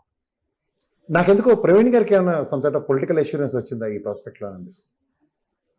చూడాలండి. ఎందుకంటే మా కేసీఆర్ గారు కూడా దళిత ముఖ్యమంత్రి చేస్తామని దగ్గర దళిత డిప్యూటీ సీఎం చేసిన ఉదంతాలు చూసాం. ఖచ్చితంగా అంటే ప్రవీణ్ గారికి ఒక మంచి పొజిషన్ అనేది ఖచ్చితంగా వస్తుంది. ఆయన పొజిషన్ కాదు, నాకు మీ సామాజిక వర్గ ప్రొటెక్షనే ఇంపార్టెంట్.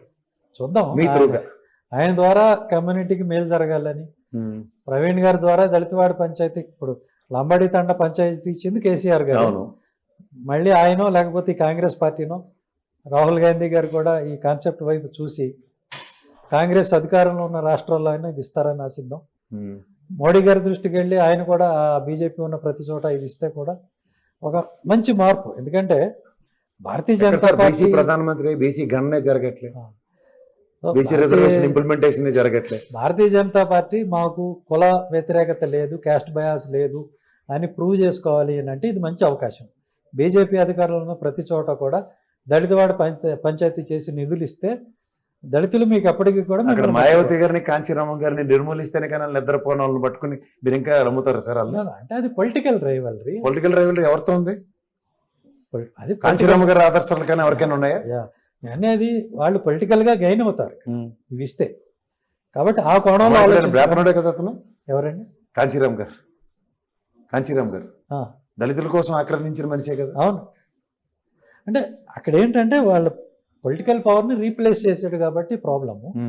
నేనేది ఏంటంటే అంటే ఇక్కడ మళ్ళీ పాయింట్ మీరు నేను విభేదించుకుంటుంది అదే, పొలిటికల్ పవర్ని కానీ లేదంటే వాళ్ళు శాసించే స్థాయి వచ్చినప్పుడు సప్రెషన్కి మిగిలిన వాళ్ళందరూ ఏకదాటి మీదకి వస్తున్నారు. అవును, దానికి మీ దగ్గర ఆల్టర్నేటివ్ మెకానిజం ఏదన్నది నా ప్రశ్న. మనల్ని మనం బలపరుచుకుంటూ ముందుకు పోవటమే. ఇప్పుడు మీకు ఎవడో పిలిచి కాళోజీ గారు ఏమంటారు, తొలగి తోవనిచ్చు వాడెవడు తోసుకొని పోవలే కానీ. అప్పుడు తోసుకుని వెళ్ళారు కదండి మాయావతి గారు సక్సెస్, కాంచీరామ్ గారు సక్సెస్ తోసుకుని వెళ్ళారు. అదే పరిష్కారం. ఇప్పుడు తోసుకుని వెళ్ళిన వాళ్ళు తోసేశారు. ఎవడో మీకు పిలిచి కాంట్రాక్ట్లు ఇవ్వడు, ఎవడో పిలిచి మీకు మైన్స్ ఇవ్వడు, ఎవడో పిలిచి మీకు సారా కాంట్రాక్ట్ ఇవ్వడు, ఎవడో పిలిచి మీకు ఇసుక ర్యాంపులు ఇవ్వడు, ఎవడో పిలిచి మీకు అధికారం ఇవ్వడు, మీరే తోసుకొని పోవాలి. సో ఈ క్రమంలో వెనకాల మీరు బుల్డోజర్ ఇస్తారా? యా, డెఫినెట్గా. విత్ ఎ గుడ్ నోట్, మీ ఎయిమ్ త్రూగా మీ ఎయిమ్ని రీచ్ అవుతారని. సక్సెస్ అంటే లాస్ట్ 1.5 year కాదు నా టెన్యూర్, నా ట్రాక్ రికార్డ్ 92 నుంచి 2025 దాకా చూడండి అని చెప్పిన పివి సునీల్ గారితో నా ఇంటర్వ్యూ. నమస్కారం సార్. Thank you. నమస్తే.